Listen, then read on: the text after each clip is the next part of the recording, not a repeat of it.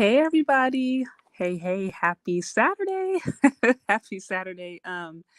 So we're trying something different today. If you're on here, first off, hit that like button, hit the like button, tag anybody on the show, share it with someone that you think may find it interesting. Thanks for stopping by also, guys. So quick update. I wanted to just check in. It's been a while. I know I've been a bit quiet this week. If you guys haven't heard already, my MacBook broke. And so I got one. I did get one, guys, by the way. Got one early this week, but it is just taking a lot longer to get than I anticipated.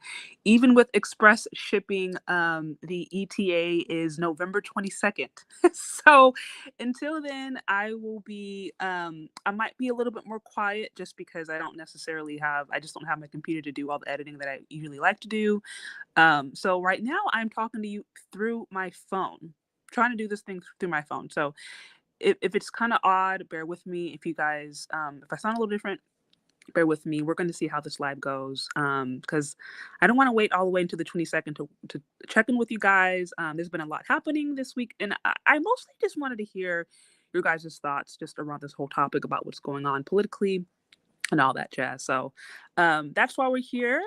That is why we're here. But I just wanted to give you guys a quick update. Also, shout out to you, Shocks112 with the 10. It says likes are free, and there you go. Enough for some Apple Music. Thank you. I do appreciate it. I would give you a hand clap, but like I said, I don't have my software, so bear with me. But like I said, I think we should be back in business the 22nd of November or 23rd is when I should get my computer. I'm really excited too, guys. Like, this will be my first time actually getting like it's like a completely brand new MacBook Pro. I usually get the refurbished, but decided to kind of go big because I want to do some newer things with Chez Chardé, and that's going to require some better equipment. So this is all good, guys. This is all good. Just we'll be waiting a little bit longer, but thank you again for your patience, guys. Thank you for bearing with me, and thank you all of you guys who also contributed to the laptop fund. That was very much appreciated. So, yes, but without further ado, I did kind of want to hop into this topic. As I said, this one's going to be more of a call-in. Um, it's going to be more of a call-in. I'm here, honestly, to just hear your guys' thoughts on what has gone on. Now, I'll just give my, brief take on what I've been able to observe. And then, I can open up the call lines and have you guys weigh in. So, this election, usually, from what I understand, historically, it's typical that the party in power loses during the first midterm after they got elected. So there was a lot of people who were talking about, Republicans were pretty much going to dominate. I think this was a lot of things that people were predicting, and that wasn't necessarily the case. Like, you certainly did see Republicans win, in different places, but it was not to the level that was expected. And, there were a lot of candidates that Trump endorsed that actually lost. And so, you had that going on. You had people being like a little bit surprised at the turnout for some of the Republicans. And, there's different speculation around this. I tend to think that the whole abortion thing is really, really what's galvanizing women, maybe even some more conservative leaning women, to vote Democratic, just because, you have women who strictly feel like they do not want to lose the right to choice, quote unquote. So I certainly think that's kind of what's going on, and why perhaps we didn't see as much of a domination as was expected. But even with that, when we talk about Stacey Abrams in her election against Brian Kemp, and just all of the the focus behind that, it was really interesting for me to see that, although she lost, I'm sure you guys know that she lost, that's well known by now, she still got the most support from Black men compared to any other race of men. Like, she did. Like, they voted for her overwhelmingly more than white men, Hispanic men, even men of other races. Black men still very much, showed up and showed out for Stacey Abrams. Now, she did lose a little bit support. I think they said a couple of percentages, but overall, it was still the overwhelming majority of Black men voted for her. Yet, what I saw in this narrative continued, that basically it was Black men's fault. Black men were targeted with misinformation, et cetera, et cetera. But basically, Black men are to blame for the Democrats losing in that particular state. Although, like I said, Black men voted for her so overwhelmingly more than any other race of men. Um, and although like the Democratic Party by and large is, if we look at the votes, it was like what 68% of single women voted for like the Democrats in the area. So and just in general, single women tend to vote democratically. But even with that, Black men were still to blame. And I was looking at this, and I was looking at some of the different narratives, and I was like, this is not right. Like, I just personally, I don't think that's right, because how are you literally blaming the men who support you the most for your failure?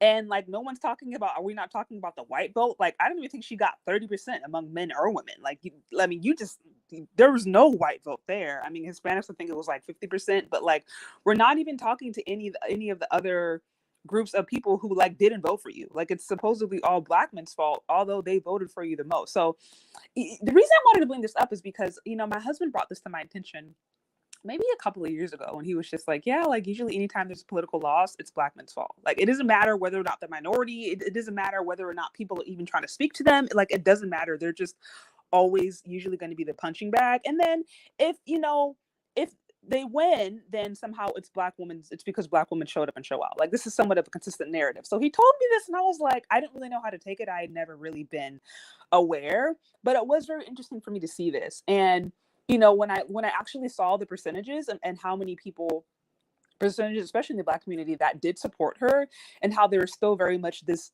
negative connotation, and how it was Black men's fault that she didn't win, although she still had a lot of their support. I was like, this is not good. This is not good. And also, by the way, why not talk about the fact that the reason you didn't win votes from your constituents, from people that you're supposed to represent, is because you didn't represent them well. It's because you didn't connect with them well. That's why they didn't vote for you. Like, what is this whole shaming language? Like, I don't understand how, if a politician who is supposed to represent you doesn't get chosen, right? How all of a sudden it's your fault, when people are literally choosing the people that represent them the most. So it's like, if you're not representing them the most, then you have to look inward. But it's so interesting how, instead of, the conversation being about, self-reflection, maybe, looking inward, it has to be the constituent's fault. It has to be your fault. It has to be my fault. It has to be Black men's fault. When all Black men are doing is literally showing you who they think represents them the most. So just the shaming language to me was it was very telling. It was very telling. And to be clear, it's like, we're having these conversations a couple of weeks after the no voting, the no VUCKING video came out. I'm like, y'all have the nerve to sit around here and throw around some shaming language when you specifically put out no voting, no VUCKING. Like, you did that on purpose, like thinking that was going to appeal to somebody. So it's like, are we insane? Like, what is going on? And mind you, I'm not here, this is not a slap, because like, I know some of you guys, I have people follow who are on the left, I have people who follow on the right. And me personally, I think I tend to be more independent, because I take issues. There's things I support on both sides, and there's also things that I don't trust on both sides. So I'm never going to just be hardcore, blindly support all Democrats or blindly support all Republicans, because I just, quite frankly, I see corruption in both.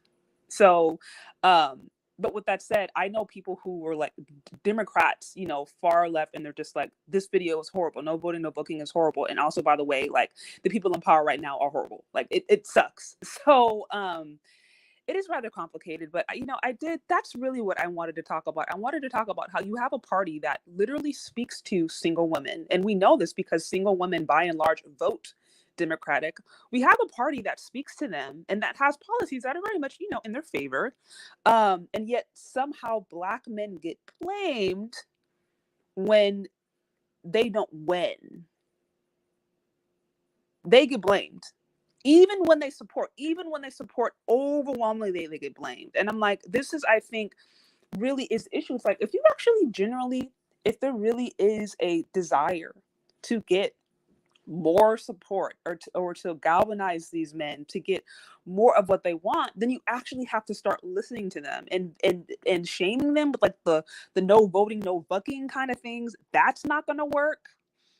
Patronizing, speaking down to them as if they're like idiots, and then being mad that they don't support you, and then blaming them when you don't represent them, like just this all this language and all this all of this activity is not working. And this is why, in my humble opinion, you do have men who, very much probably, maybe they do lean Democratic in certain things, or maybe they do lean far left, but they're leaving just strictly because they feel alienated, and strictly because they just want to put up a middle finger to the party. They're just like, you know what? I'm just tired of feeling like, I'm tired of feeling abused, or I'm tired of feeling neglected. So I'm just going to vote Republican just because. Not because I necessarily like them or because I agree with them, but just because I don't like what you are doing, Democrats. Like, I mean, this is somewhat of the sentiment that I've heard.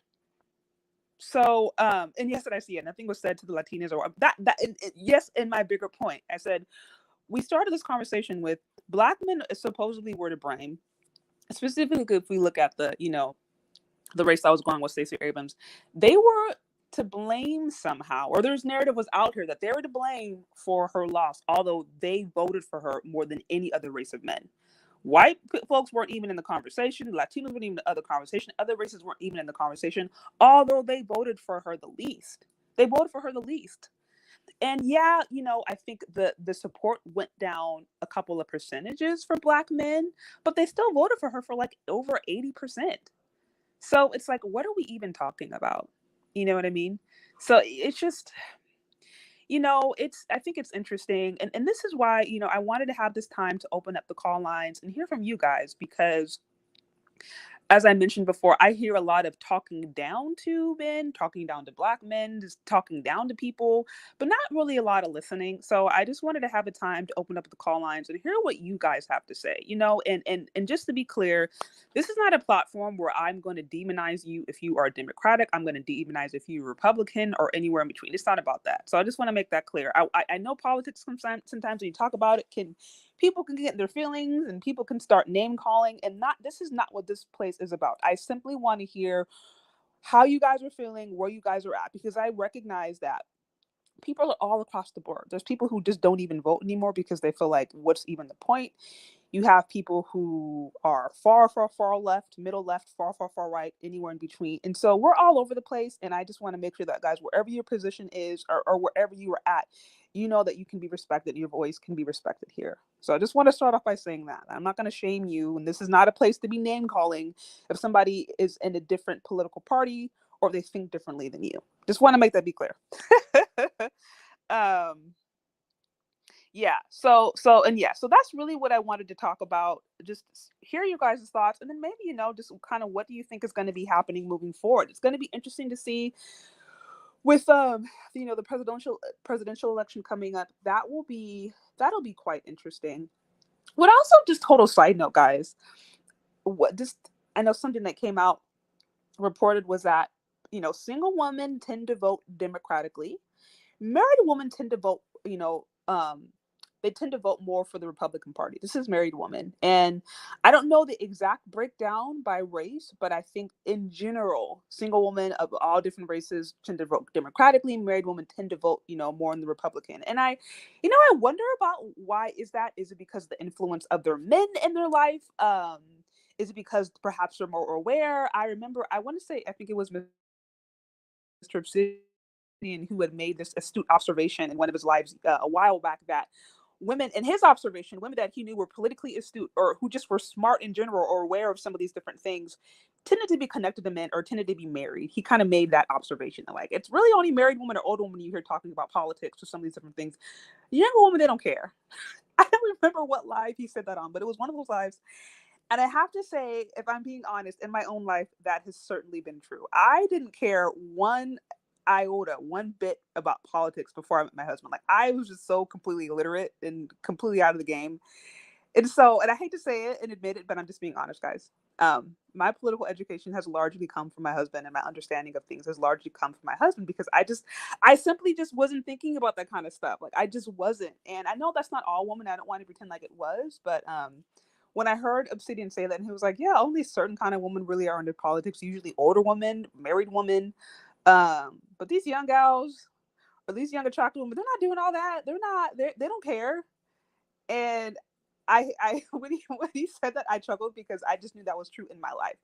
So shout out to my husband for, helping me be a little bit more in the know about this stuff. But yeah, but anyway, so that's just something to think about, guys. Married women tend to vote Republican, and single women tend to vote democratically. And I have to wonder, why is that? Is it because these women are more woke when they get around their men? Is it because they're more aware? Is it because they're more influenced by the men in their life? Is it because the Republicans tend to be more in line with more traditional family values? Like, why is that? Why is it women, when they get married, they tend to vote Republican, and when they're single, they tend to vote Democratic? And does that mean there should be a push for more families? So here are some of the different questions I had. I want to hear from you guys. And yeah, so what I'm gonna do, I'm gonna open up the call lines, guys. Also, if you're on here, be sure to hit that like button. As always, super chats are open. Also, shout out to you, Better You with the 5. It says, welcome back, Chez. Thank you, Better You. Thank you again. Bear with me. I'm doing all of this on my phone. My computer will be in November 22nd. That is the fastest it could get here, even with express shipping. It's not coming until like a week and a half. So I'm gonna try to struggle stream in the meantime, and it might be a little bit more quiet, but thanks for bearing with. I'm going to open up the call lines in the meantime. And then we'll go from here, guys. So let me see how I can do this, guys. How do I actually do this? Invite a guest. Okay. Bear with me. Okay. I think. Okay, so now I got to figure out how to actually drop this in the comment section.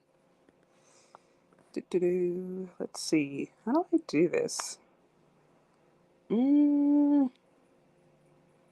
Okay, guys, bear with me. I'm actually trying to figure out. Hey, what's going on, Marco Polo? Thank you for the $4.99. I'm trying to figure out how do I actually like post the comment in StreamYard when I'm doing it on my phone, guys. You guys are kind of my guinea pigs, so forgive me. Okay, private chat. Oh, okay, here it is. Okay, guys.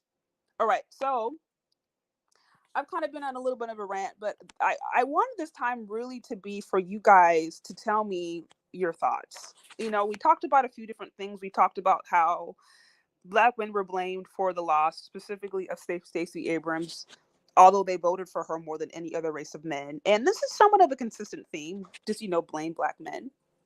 This is somewhat of a consistent theme, blame Black men. So we talked about that. We talked about how there's, an unwillingness really for some of these politicians to self-reflect or to look at their inability to connect with the people they're supposed to represent. But nevertheless, that's what's happening. We also talked about how married women, for some reason, tend to vote more Republican. Single women tend to vote democratically. And again, Black men are being blamed for the failure of the Democratic Party, even though the Democratic Party is overwhelmingly supported by single women. So that means they are speaking to single women. That means they are speaking to women. They're not speaking by and large to men, but it's still men's fault that men aren't voting for them. Y'all see the gaslighting and the shaming here. And so this is what I wanted to talk about. But let me know, because like I said, I know some of you guys in here are definitely, you definitely lean left. I know some of you guys definitely lean right. We have stuff in between, but I want to hear from you. So it looks like I got Better You in the background. And okay, let's bring you up.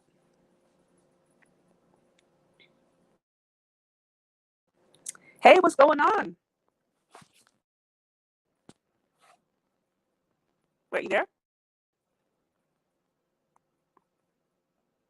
Why am I having a hard time hearing you? Is this me? You guys, can you guys hear? I'm okay. I'm all paranoid because I'm doing this on my phone. So I'm like, everything, I'm like, is it me? Okay, you there, Better You? Yeah. Man, it sounds super, it's like super Am I coming cutty. Yeah, it's cutting up a little bit. How are you guys in the can you guys hear me in the comment section, or does it sound cut? Because you there?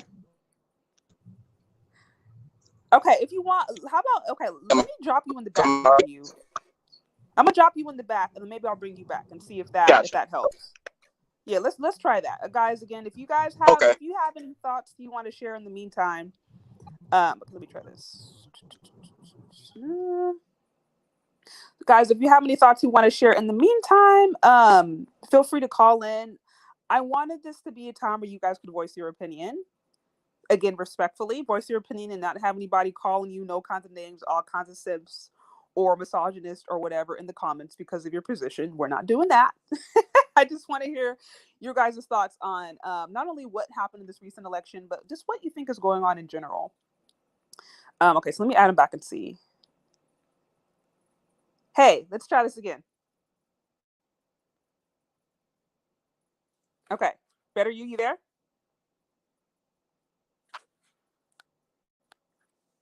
Okay, in the meantime, I'm gonna add. Looks like I got too tall in the back. As you're getting it together. Okay. Why can't I add? Okay.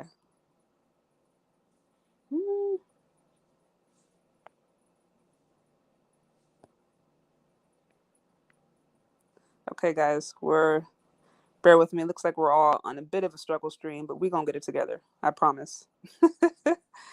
Okay, looks like I have a few in the back. See if I can invite you guys up.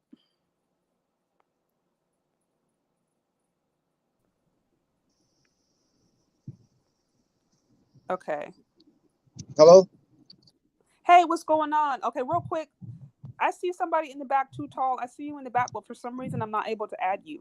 So I don't know if you want to like click the button again too tall, but I see you in the back, but it's literally not allowing me to add you to the studio for some reason. So I don't know if it's like your phone setting, but just letting you know I see you. Anyways, what's going on? What is it? Is it IBM Maverick? Is that what it is? Yeah. Okay, I think your name was cut off in my thing. Okay, so what you got in this whole topic? Anything I mentioned, or if you have something else to add? I feel like, what's crazy is that,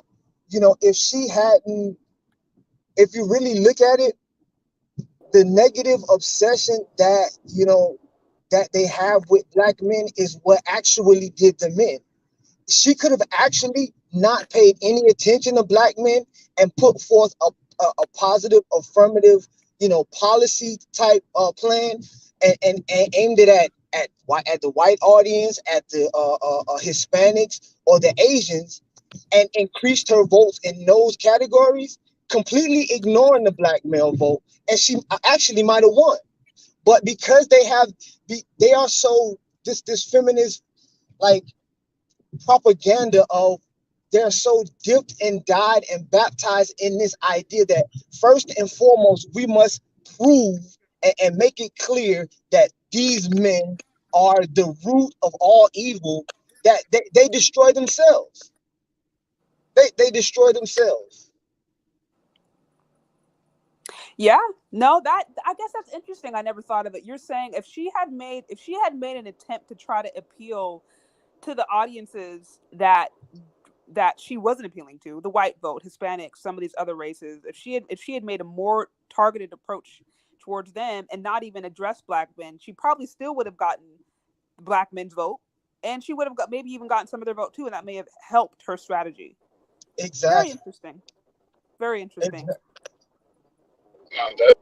Better you what? Okay, so let's see. I think let's continue to talk and I'll see. Yeah, I mean, if she would have just just as a political strategy. Oh, I think you were cutting. I think you were cutting out. Yeah. Okay, I completely agree. The reality is this.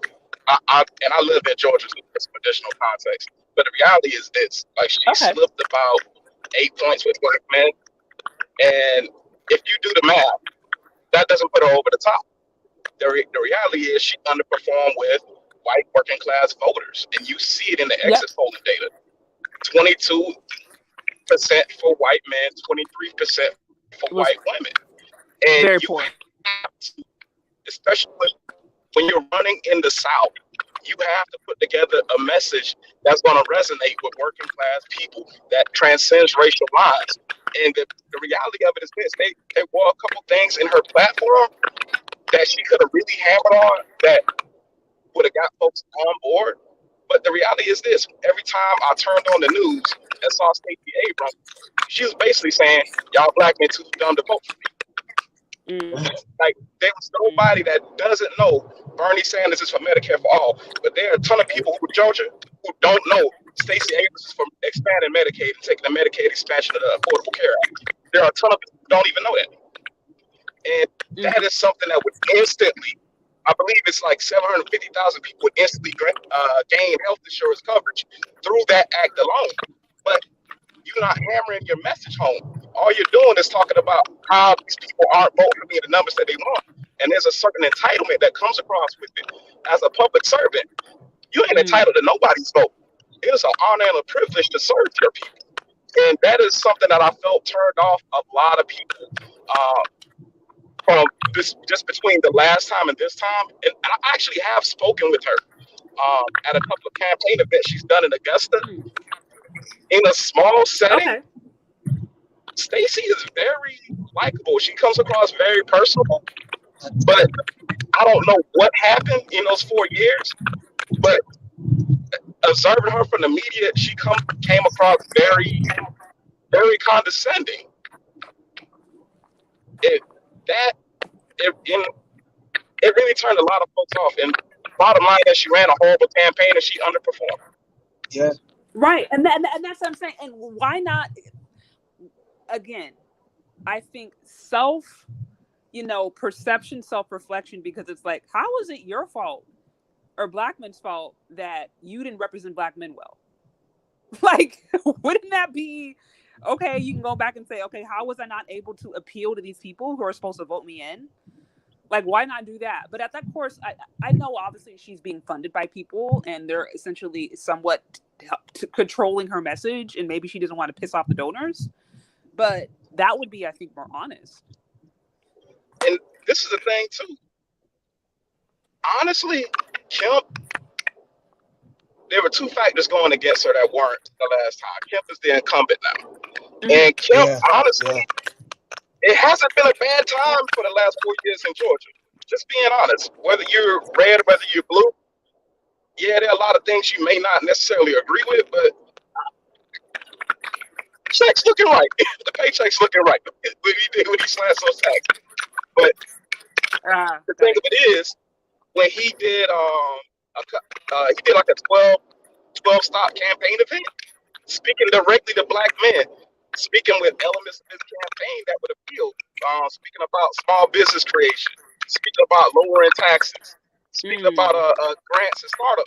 And it's like, the plan for to address black men that you put out was just it was a mealy mouth everybody plan, like people of color, minority, this and that. And it's like, that you aren't directly speaking to me. I'm not a person of color. I'm black. Like, speak. Right. Same, right.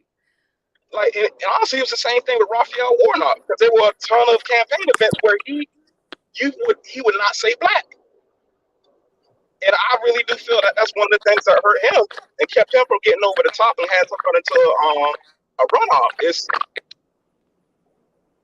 We don't expect certain things in terms of policy that we rightfully should, but it's the lack of acknowledgement that I feel has really turned off a lot of those black swing voters. And there are a lot of people who are questioning, like, I'm not getting anything for my vote, so why should I vote for you? Right. And they aren't in that case. Very, very interesting. No, that makes sense. I mean, and that goes back to what you were saying earlier. It's like, if a person fails, if they fail to connect with you, like I was looking at Brian Kemp's some of his videos yesterday, some of his campaign videos yesterday, and it was like, I was laughing because low key almost looks like a parody, but at the same time, I'm looking at him and it's like, yeah, like he is speaking. This is a white man speaking in code to white people. like everything about it, like from the guns and the music and the cowboy boots, like he is speaking to the core values of like what white people and, you know, what basically the people that he wants to vote for him, how they think, how they feel, like the kinds of music they listen to, the kinds of things they do. Like it was funny, but it was like, yeah, this is a white man speaking in code to white people. Like that's how I felt as a Black person watching that stuff. And I was like, I understand why he would resonate in that area, because he's emulating this certain lifestyle. And it comes across very clear. It's very, very, very clear who he's representing. It's very, very clear what you're going to get when you vote with him. But to your point, it's like, yeah, if you're unclear and you're trying to speak to all these people, but you're not clear with how those people are and what makes them different, then it's like you're not resonating with anybody. Yeah. And I've seen I've been following her campaign virtually because I've been working, doing so much with getting my degree and all that. So I haven't gone to any of the live campaign events this cycle. But there was one event that she did in the closeout that was supposed to be aimed at. Sounds like you're cutting out. It sounds like you're cutting out again. I do see a few people. Hey, better you. Sounds like you're cutting out again. I see a few people in there saying there's a bit more static. You were cool for a bit. I don't know if you moved locations. Oh, I'm coming to you from the car. Like I might be passing through a bit of a bad patch. Then maybe that's what it is. Okay. Oh, no worries. Hey guys, if you're here real quick, feel free to call in. I dropped the link. Also, I have over 100. Yeah, I got I think 142 people. So be sure to hit the like button. Likes are free 99. Also, if you'd like to show support to the show, do so. You can find me on CASHAPP or Venmo, CHEZ. Super chats are open. I will be sure to read and acknowledge all super chats. Y'all know the drill. So yeah, like slide on up if you guys kind of want to share your perspective. Yeah, here they say the static is ridiculous. So I guess they're not feeling the static. I'm hearing you guys on the phone. Like I said, I'm doing this all on the phone right now, so it doesn't come through the same way for me. But yeah, let's see. So yeah, guys, call in if you guys want to share your whole thoughts on just what's gone on, or hit the like button, show some love to the show, and let me know what you guys think. So I'm more wanted to create a space to check in with y'all, hear how you guys are feeling, because I've been quiet the last week or so, and there's been a lot going on politically, and there's been a lot of back and forth. So I'm just kind of want to weigh in and see how everybody is feeling about the results and what they are thinking is going to be going on with the next election. So that's what today's about. So don't be scared, guys. I don't bite. Am I coming through a bit better now?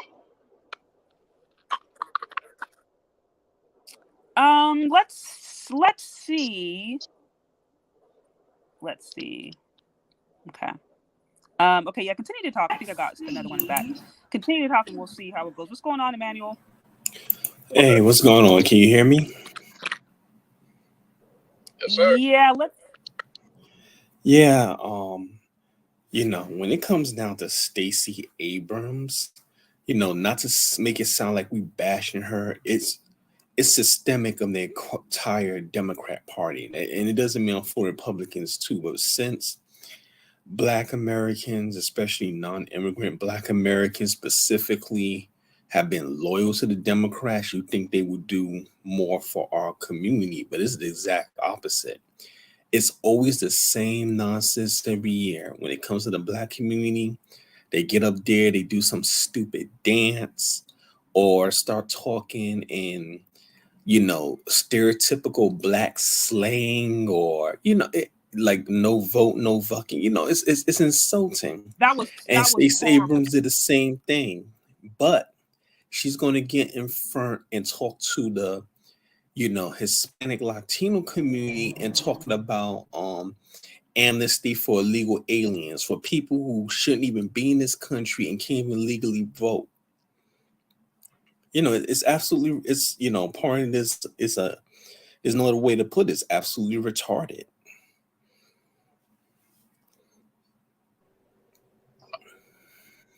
Agree. And then they got the nerve to act shocked that, oh, black people don't want to vote for her. We shouldn't be voting for any Democrats at this point. And again, I don't want to just act like, oh, picking on Stacey Abrams. Let's look at the highest office. You know, we know all politics is local, but let's look at the Fed. Let's look at the so-called Congressional Black Caucus, who I call the Congressional Black Caucus, like, you know, a dead body.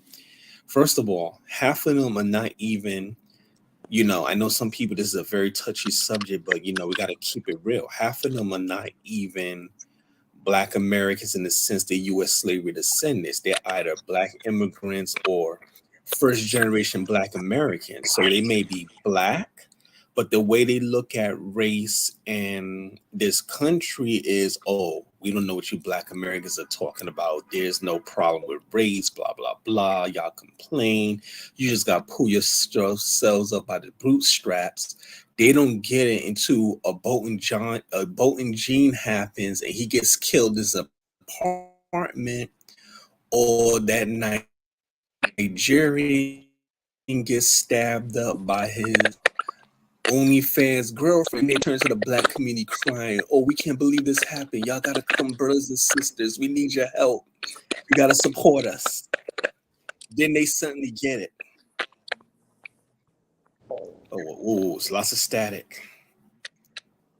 Yeah, if you guys, by the way, if you guys aren't talking, please be sure to hit the mute button, so that way that I think will eliminate the cost for static. Also, guys, if you're on here, hit that like button. So support to the show. I want to appreciate those who have shown some love. I saw the Cash App. I think it was Ivy Eden, the $5 Cash App. Thank you so much, guys. We are 6 away from my goal today to hit 10 supporters. So if you guys are here, hit the like button. We are only 6 away. Show some love on the Cash App. VENMO, Super Chats. As always, I will be sure to acknowledge all support. So, okay, I think, Emmanuel, you were talking. Let's see if the static is a little bit better now. Okay, yeah, can you hear me? Yeah, it seems the background. So, yeah, I see someone put in one of the comments that you highlighted. Tips, what have Republicans done? Oh, it's already down. What have Republicans done, I guess, for Black Americans? Look, that right there is the problem. We got to get out of this, you know, well, we got to be loyal to one party. You know, we should be loyal to our own agenda. I don't care if it's Republican, Democrat, or Green. It should be which party is going to work and give us something for our vote. That's what every other community does. They're promising amnesty, money, and other tangible benefits to illegal aliens, people that shouldn't even be in this country.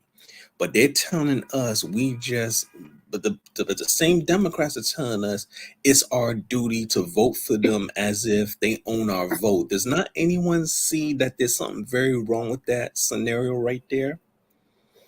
Of course. I 100% agree with that. Like, nobody's entitled to your vote. Can I chime in here? Yeah, go right ahead. Yeah, help yourself. This is Doug in PA. You guys know that Wes Moore won governor of Maryland, right? He's the first Black governor of Maryland, Black man. Did you guys know this was happening? Because everyone was so full of Stacey Abrams and blaming everything on Black men. He's the first Black governor of Maryland, and Larry Hogan was a Republican governor. They've had a Republican governor for how many years up here in Maryland? He's the first Black governor of Maryland. Had a quiet campaign, ran on the issue, but you never heard about that. Why do you think which party is he from? Democrat. Which party? Democrat. Oh, okay. Wow. But you didn't hear none of this foolishness, no shame, no nothing. He ran on the issues because Maryland is a state that usually has a Democratic state legislature with a Republican governor. So now they finally have a Democratic governor and then a Democratic legislature. So it's going to be interesting up here. But once again, why did you think you didn't hear anything about how historic that was? Why do you think? It doesn't fit their party narrative and what they're trying to push. Like, no, because he's a Black man. That's why. Leaders I'm just gonna say it. leadership in the black community is black women. No ifs, ands, or buts. And so I'm sitting up here and I'm telling people that, once again, did you guys even know that Wes Moore was running and that he won? There were no songs about him. There were no. He wasn't being seen with rappers and celebrities and all this stuff. His commercials were like regular commercials, like every other kind of candidate would run. He wasn't trying to tap into pop culture, any of that, and he won. You know what I'm saying? It's just he's a black male. That's why you didn't hear anything about him.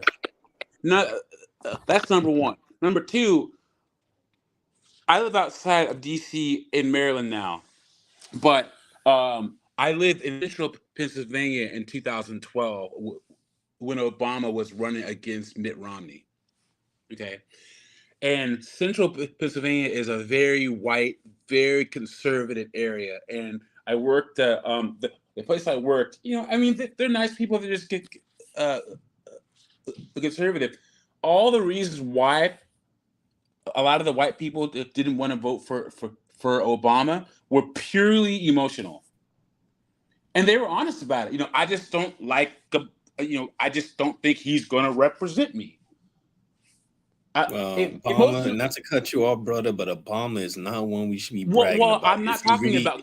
Give me a second. Yeah, if you really look at Obama's record, he screwed our people please. over. Let him finish. Let me land, please, because I'm not defending Obama at all. What I'm saying is, people try to say that arguments about emotion aren't valid. I think they are, as long as someone is being honest about it.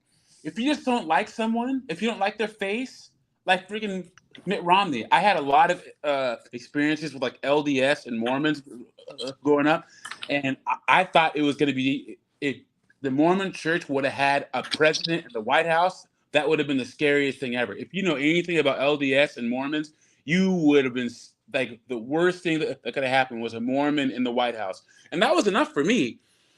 Stacey Abrams, right? I'm not going to lie. I like to everything that we're saying about Stacey Abrams here, I agree with. But then there's the emotional part of me too. And I'm honest about it. Stacey Abrams is like my grandma and my auntie and my nene. Every single one of them. Like listen to how she speaks. She's condescending towards black men. You already know where she's gonna go, what she's gonna say, and it ain't good. She's that aunt's house that you never want.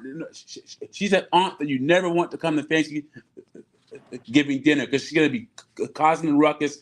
No, like that. Not only was her policy off, and the fact that she was only putting black women ahead of everybody, but I just don't like. Once again, I'm honest about the emotional part. She was, once again, she reminded me of both my grandmas, their sisters, all the single women in my family. No, it stopped right there for me. And I knew she was going to lose, and she lost. And one of the best parts about all the guys here and all the guys I've seen online is we're ready for that smoke. You want to blame black men? Go for it. And I'm going to be honest about it. I'm glad Stacey Abrams lost. I'm glad. 2022 looking pretty good so far. And I'm gonna own it. Seriously. 1 second, real quick. I saw that gentleman. What's his name? I want to say his screen name wrong, but I think it's like Tips and Tricks. He put up there about the Democrats was trying to pass a George Floyd bill. I don't know how old that gentleman is. Our current president, Biden, when he was a senator in Congress, way back in the 90s, his office passed the infamous 1994 crime bill that decimated our community, that locked up black people across generations for decades. Matter of fact, in California right now, I don't live in Cali, they have one of the toughest state versions of that crime bill still on the books, called the Street Strikes Law. You got black men right now sitting in Cali prisons for nonviolent offenses doing 20, 30-year bids and longer. Meanwhile, that same state of California was one of the first states in the country to pass an amnesty for illegal immigration, which they call the SB 54 law, which pretty much just let illegal aliens run wild in Cali. Anything short of murder, and even that's not a guarantee, they do everything they can to protect them. So I don't know where this delusion is that Democrats are our friends. They have been doing a lot of legislation to oppress. Now, I'm not giving Republicans a pass. No, I'm not acting like the Republicans are savior, but we're not going to play this game that it's somehow the smoke and the mirrors is fighting to save our community. Yeah. Now, we're not. No, with this. Yeah, in the Asian internet, news media, history, there's too much evidence to be that, you know, I'm not trying to be disrespectful, to be that naive. We're not going to play that game. Well, for me, because what you're talking about is the smoke and the mirrors of the Democrats. Like Republicans, you know, if they want to give you the finger, they'll give you the finger. You know, once again, I like honesty. If you don't want me at your party, just tell me. You know, if you don't want to do anything to help me, just tell me. But don't do that same thing and then try to say that we're going to help you, make all these promises and stuff, and then pull the wool from under us. You know what I'm saying? So, yeah, Democrats have been saying one thing and doing the other for just far too long. You know what I'm saying? So, excuse me, Better You, can you mute yourself till you're ready to speak, please? We're getting a lot of feedback from you. I'm trying to cut in to speak. One of the things I would say, in part though, for this current political dynamic, is one, with Black folks in the Democratic Party, because we vote in such high numbers for Democrats, and we are so unwilling to even entertain engaging Republicans. What you have is Republicans feel like there's no point to even trying to campaign for the Black vote because it's only going to be a 1 or 2% difference in most races. That's not going to make a difference. And and the Democrats feel they can take Black voters for granted because where y'all going to go? Well, so we're going to see in the next a couple of years though, because Fox News has run a couple of things about the percentage of Black male and Latino voters. We're in double-digit percentages of voting independent and Republican away from Democrats now. Yeah, like 10, 15%. Yeah, I would actually argue that most Black voters and probably even most minorities are, in reality, don't really align with Republicans or Democrats, and are really outside of that political spectrum. They just fall where they fall because of certain factors such as interest, messaging, so on and so forth. Actually, most Black. I would say let the new brother speak. He hasn't spoken yet. Oh, I'm sorry, I didn't see him. Go ahead. Most Black people tend to lean more conservatively, which is why that's what I was going to say. We tend to be conservative in our voting block period. It's just that, you know, conservatives don't, I won't say conservatives, I'll say the Republican Party won't give up, you know, that Confederate flag. They won't revoke David Duke ticket to the party. Like, and it's like, bro, I can love everything else about you, but there's certain lines of quality and magnitude where it's just like, and that leaves your Black voter in a catch-22, right? But as you know, the gentleman was saying, Black, the thing about men that is a bit different than women is women tend to be more emotional and men tend to be more practical. You know, the enemy of my enemy is my friend. I ain't gotta listen. If he's putting food, if I can get, you know, a job, if I can better my community, then I'll take this. You know, it's been the whole Jay-Z story all along. Get what you can get, clean it up, and make yourself into what you want to be. And men tend to be more practical in that way of, listen, the world ain't, you can't get everything you want. You know, sometimes you got to make a deal with the devil, and in the end, it turn it into something better. And so, yeah, that's what I think. Morty, I mean, the Kanye West and Donald Trump thing, you know, and this white lives, that's kind of cringe. But we have shown as a demographic, we can be issues-centered voters. And so, you know, if whatever side you on, left or right, if you're addressing my issue, then we can have a conversation. If you are making this part of my life better, then we'll sit down and talk.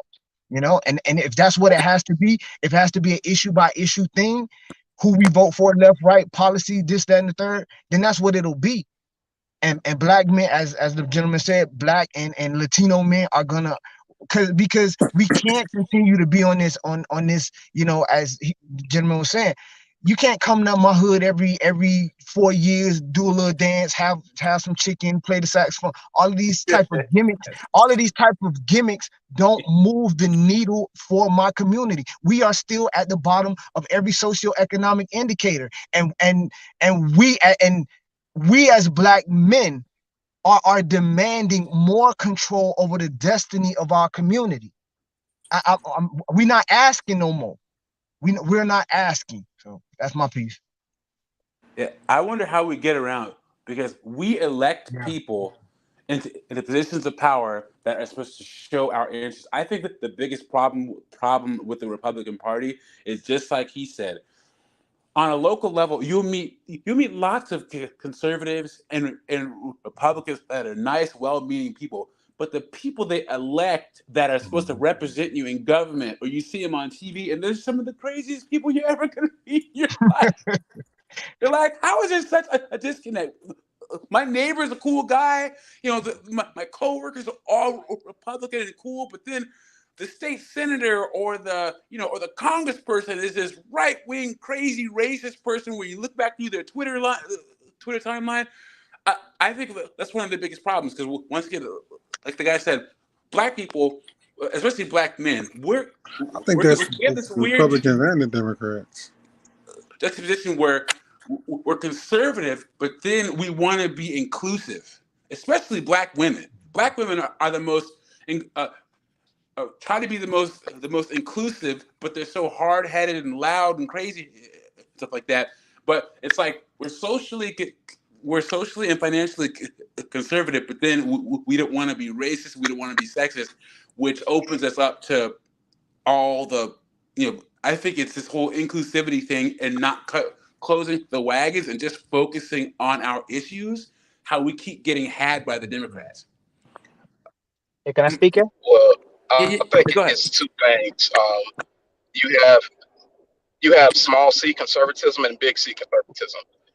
Black people are conservative in the sense that we have respect for family values, tradition.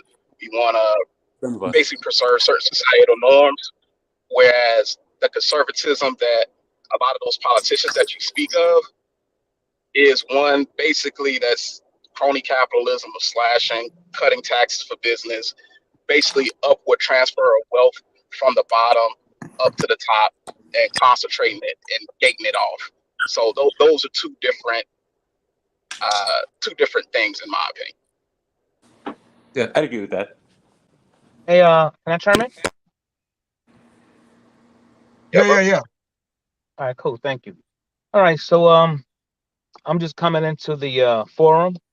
I don't know what was said prior to myself getting here, but I think I'll just add on to what was stated and what I believe the topic to be. Great topic.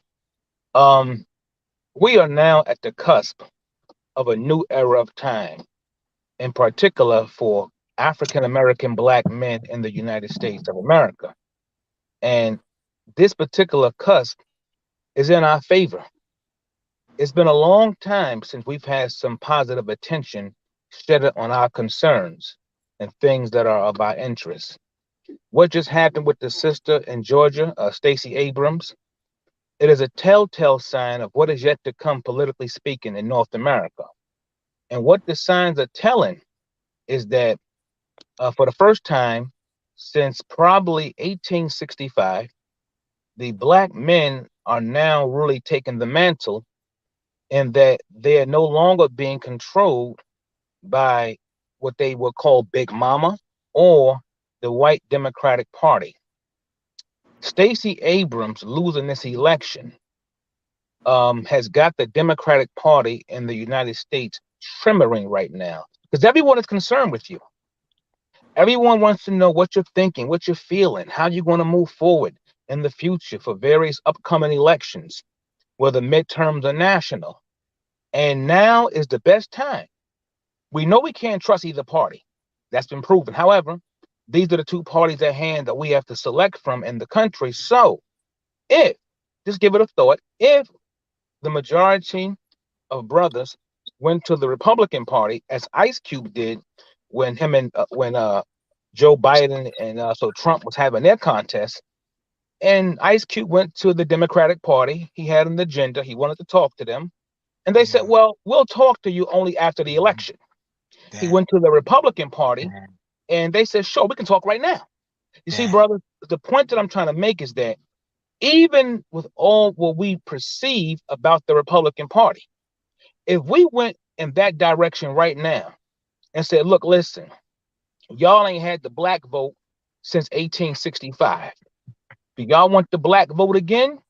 Because see, if the black men start voting Republican, the Democrats could never again in this country win an election. That means that would hinder politically feminist ideals, because a lot of what they do trickles down back to the feminists and so forth, because they believe that the men don't vote. But if you went to the Republican Party and said, listen, man, we don't mind some of the things going on in the country, but one of the things that we want to see fit, and we're going to pay child support for our children, we don't want that to stop, but we want it to be equal balance. We want the child support laws to change if you want our vote. In fact about it, we want to see a lot of prison reform, police reform, and make some real strenuous demands with no compromise and no holding back, just for them to want to get your vote. They may yield to one of your demands, if not two or three. However you see fit. So you're in a position right now to call the shots, and the shots are no longer calling you. So now, what does this spell out in terms of the relationships in the community? A lot of the brothers in Georgia were saying that, maybe they would have voted for Sister Stacey Abrams. However, due to the attitude of what's going on with the black male-female relations in America, they chose not to go that route. Now, she offered $10 million. She offered $10 million, from what I'm understanding, for a business packet for black men. That's chump change when you're the governor, okay? So if you don't want to go the Republican route, then what we have to do is understand the nature of political science. And for understanding the nature of political science, it is your civic duty, all of us, to understand the United States Constitution. That's where your political science starts, okay? Once you can understand the U.S. Constitution, then you can learn to speak the language. Outside that, you'll always be in a position of asking for something. But when you know these laws that govern all events in this country, now you can go from just making demands. You can now be the one in the position to make things happen for you and your community, if that's what you really want to do. So we need to look at a lot of factors here. In the 1980s, we had it going on. It was all about us until they started to incorporate numbers from the Hispanic community and try to utilize those numbers in contrast to our numbers. Granted, the Hispanic community was like 4 or 5 different Latino communities they put against this one African-American community to say that they had larger numbers than we did. Technically, the so-called black community in America is still the largest minority group. The largest Hispanic group in America, or the Americas, is Mexicans. They have 22 million in population. We had that number in 1960s during the Civil Rights era. Okay, so they put the Puerto Ricans in, the Dominicans, different groups, just to say that they're all one and the same. See, they're wise when it comes to politics. You gotta be smart too. Now, they have lost control of you. They've lost control of you, black men. They don't even want to talk about you on these CNN platforms, MSNBC, in the manner that they've been talking about you over the course of the last several weeks. But because you have chose to make a difference and hold firm to your position and beliefs, they are now forced back into a corner that they have to renegotiate things. So we don't want more, welfare benefits doled out. I say it's time that we segregate. And I want to use the word segregate in a historical context, I think it's time that we segregate from the Democratic Party, because the Democratic Party is largely in conspiracy, even down to our relationships. We was not historically Democratic. We was Republican. We became Democratic under Franklin Delano Roosevelt's reorganization of the United States called the New Deal. This is how the Black community started going Democratic, okay? And from that time to now, we've been so under the jurisdiction of their grip, and they've used and abused us. Now, a lot of brothers across the country are saying, you know, you guys have been crapping on us. We want more. We've gotten none from you people. Social programs, if you look on the TV, every time they talk about minorities, it's women and children. It's like a Section 8 package, but it always excludes us. So now we are in a position of power here. And, you know, 10 million of us or 5 million of us can make a large difference in this country, and we can change the course of America's political attitude going forward. And instead of changing their attitude politically, we can also affect our relationships with our women. So that's what I want to say for now. All right. A lot of what you saying, you might be overplaying the hand. While we may be a hot trending topic right about now, real true political analysts ain't that worried, because as a even if 100, look at the Stacey Abrams election, if 100% of Black people voted for her, she still would have lost. Like if every Black man that did vote and every Black woman that did vote, she still would have lost. So what you're really saying is to split our vote within our demographic, half Democrat, half Republican, and in so doing, you actually water down your power. You don't increase it. So if it was that we Black men and women were going over there, that would matter. But to split the vote in that way only waters us down. I agree with Tell me how you think that is. It's a numbers. Despite taking the feeling out of it and taking any of that out of it, it's a numbers game. As I just said, the numbers don't add up. We are only 13. Hold on. I'll let you go for quite some time. We are only 13% of the population, and as the Hispanic demographic comes in and waters that down, the effect of that percentage of the population becomes diminished and diminished and diminished. If you split that power in half, the effect of that demographic is decreased. That is a political science fact. That ain't up for negotiation. Well, let me add on to that real quick. I'm sorry, what's your name again? Who just spoke? Maverick. Myself? Maverick, yeah, okay. Let me add on to what you just said, Maverick. It's true. The Hispanic Latinos have larger numbers, but they don't have larger voting base, because the majority of their people are, and now people don't like this term, but it's a legal term, are illegal aliens. So the majority of them cannot legally vote. So when you factor that out, when you factor that in, we actually have a much larger voter base, even though they got much larger numbers. And this is a fact, because, for instance, from Mexico alone, they estimate the real number, not the BS number. They talk about there's only 10 million illegals or 11. Harvard University about, 3 years ago, claimed it's 22 million. That still lies. From Mexico alone, there's approximately 30 million illegal aliens from Mexico alone, before you count illegal aliens from any other nation on earth. So if we just be super conservative in the estimate, you're talking at least maybe 35 million illegal aliens, but more realistically, it's probably closer to 50 million illegal aliens in this country. But the overwhelming majority is Mexican. So even though the Hispanic Latinos have much larger numbers, the actual amount that can legally vote is very small, much smaller than our population. That's a good point to make. I would say this. In terms of registered voters, nationally, they are more Hispanics. To be registered, you have to be a citizen. But the thing that you have to keep in mind about our population base is consolidated largely within the Southeast and major cities. So because of that, we have considerable punching weight that goes beyond it. Nationally, we 13% of the population. Here in the great state of Georgia, we 34%. We a third of the state. And Hispanics are significantly behind us. It goes about a little over 5 million white, a little over 3 million black, and it's just right at 1 million Hispanics, and then you got everybody else.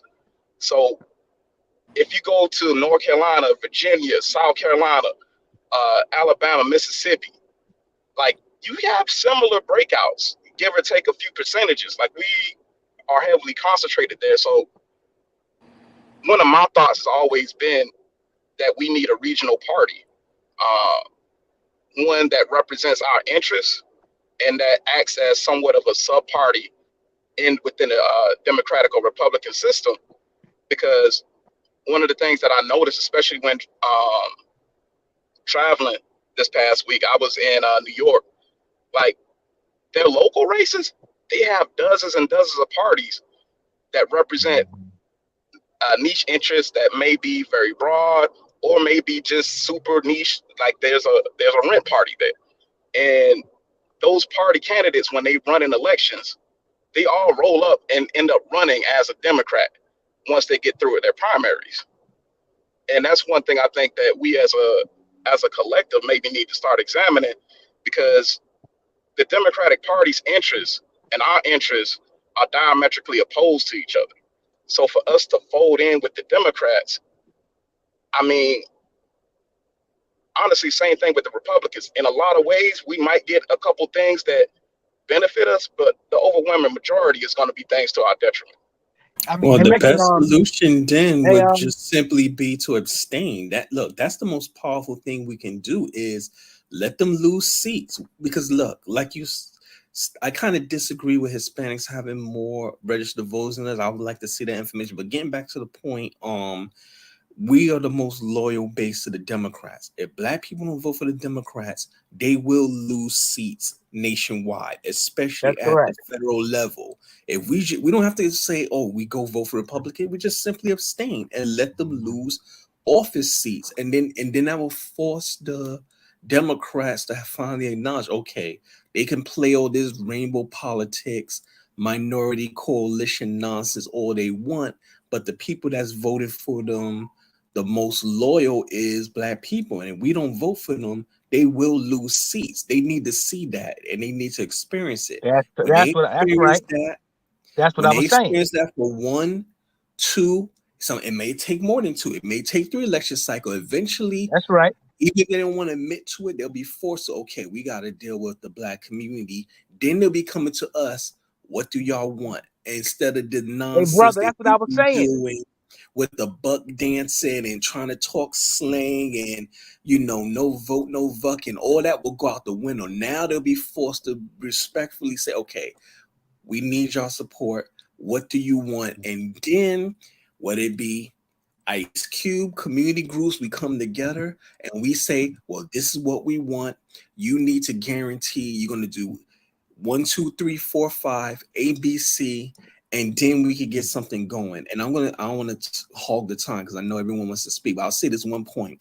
I don't think most people realize how perilous our position is in this country. People get it, but don't get it.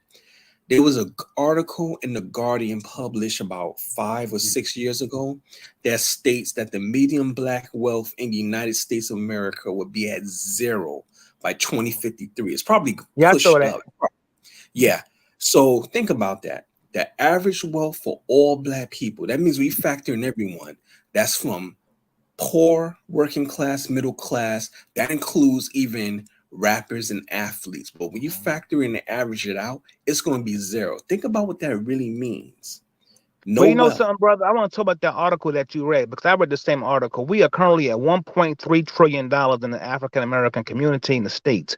Some of these articles can be misleading because the article was written and there was no actual mathematics to follow it to substantiate the actual article. But what you were saying just now is what I was trying to say. In order to affect change between these two parties, the vote at some point is going to have to become split. And we may have to take a little bit of a drag, like as you stated, for 2 or 3 elections before someone can take us serious. You see, when you have that window of time, that's the only time that you have to make that move and take advantage of that small window. Another thing is, if you don't like the Democratic Party or the Republican Party, fine, well understood. Now go make your own goddamn party.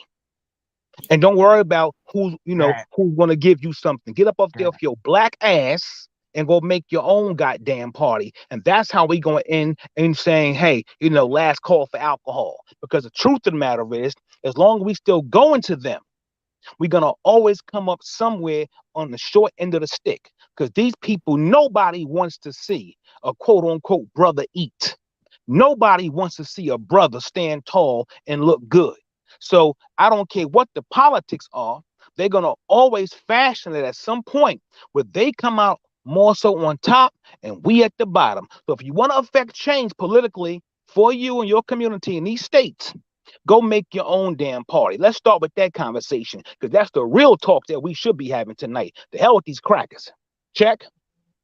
Oh, okay. I'm I agree. gonna say, can we, pump the brake on the language? But yeah, I'm sorry, I apologize. Yeah. Better you. I think what the ideas that you were positing, and you. I don't know what your name is because I don't see it. But name is Brother Roy.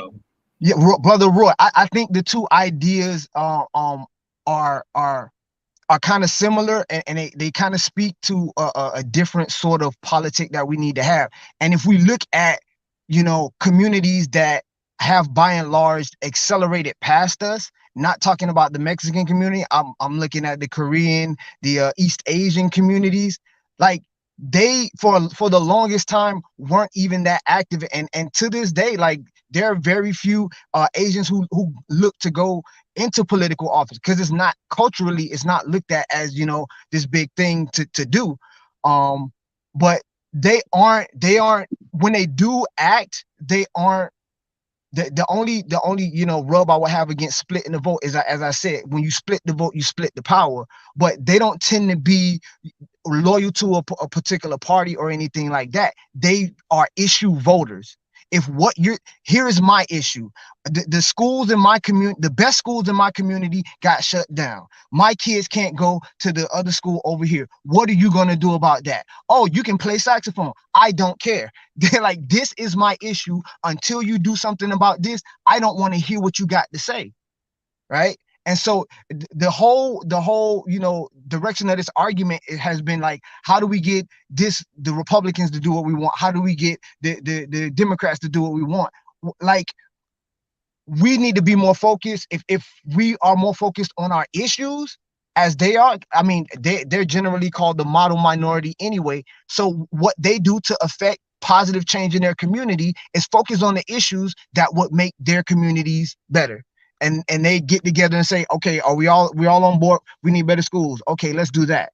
And like, I mean, as opposed to abstaining, like that is, I mean, no, I think not to disagree, but I think abstain is the only realistic. Hold on, bro. Hold on. What I'm getting at is, instead of making this a one policy rule or one way or the other, what we need to actually do is use every tool in our political tool belt to the best of our abilities to achieve the specific policy goals that we are looking to achieve.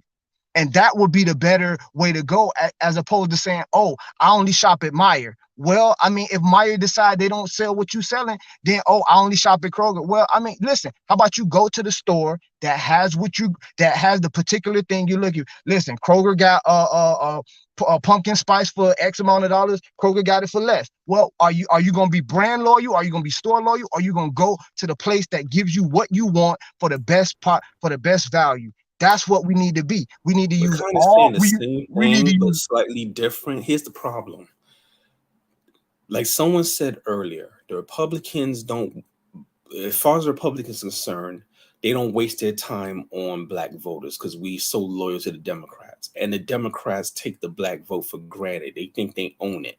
So the quickest and most expedient strategy is Black people just hold vote, don't vote, let Democrats lose seats. It may take 2 election cycles, it may take 3. After about the 3rd cycle, it will sink in, and it would be undeniable that, okay, if Black Americans have stopped voting for us, we're going to keep losing these elections. We got to take them seriously, sit down, talk to them respectfully, listen to our community concerns, and give tangible promises like they do every other community. Like I stated earlier, they're making promises to illegal aliens. People that shouldn't even be in this country can't vote. How are they making promises to illegal aliens, but then they're telling us, for instance, the current president, if you don't vote for me, you ain't Black? And saying it on the record to the media. It's not like, oh, someone secretly recorded him and, oh, look what he said. The man said it on the record. Do you not see a serious problem with that? How the heck can you negotiate with that kind of thinking? Well, and remember a couple of years ago, almost a decade ago, when we know Black Lives Matter is a controversial organization. We know it's a front from the Democrats. However, we'll put that aside for now. When they first started getting national attention, the DNC sent letters to all their chapters that if you meet with anyone claiming to be Black Lives Matter, don't make any promises. Just yes, nod, don't promise anything. They never sent no letters out like that about any other brother, group. say that again? Yeah, a number of years ago when Black Lives Matter first started becoming on the scene, we know it's a psyop. We know it's money laundering. We're going to put that aside for now. When the Black Lives Matter first started getting national attention, the DNC, the Democrat National Committee, they sent emails. This guy, I think it was Veritas that does the political leaks. I think they was the one that found it and leaked it.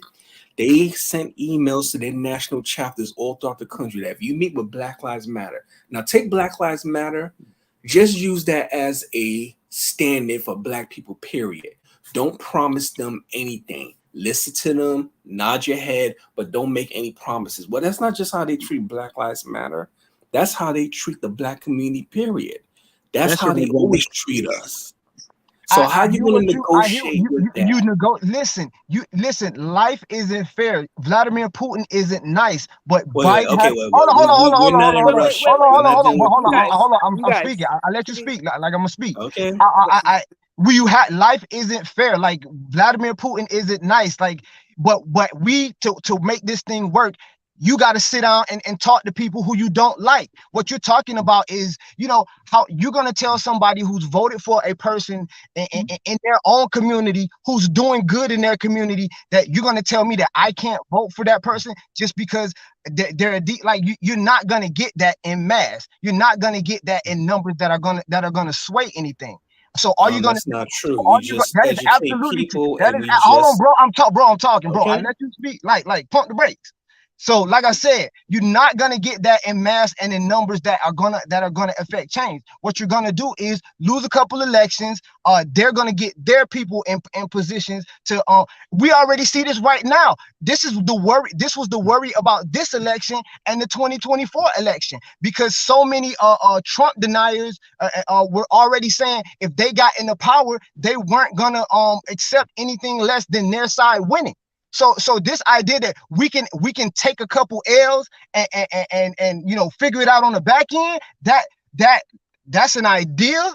I'm not gonna say no to it, but what I personally said, and this was definitely my position. We need to use all strategic political tools in our tool belt to the best of our advantage, and nobody can give me an argument against that. Okay, Let me ask you this question, Maverick. Hold on a second. Hold on. We've been taking L's. You know how many sanctuary states there are in the United States? Do you know the number of sanctuary states? You know what a sanctuary state is, right? Yeah, I know what sanctuary state is. Yeah. So what is a sanctuary state? Where they don't have to deport the illegal immigrants. And there are also sanctuary cities throughout the country. Most sanctuary cities are in sanctuary states, but they're not always in sanctuary states. Now tell me, which sanctuary state exists for Black Americans? Bro, we are born citizens. Like, what are you talking about? We don't need no. Don't tell me no. We are born. Okay, I was born an American citizen. You cut me off. I don't need a sanctuary city. What state in the United States where if Black Americans commit crimes, they will not go to prison? Tell me which state that is.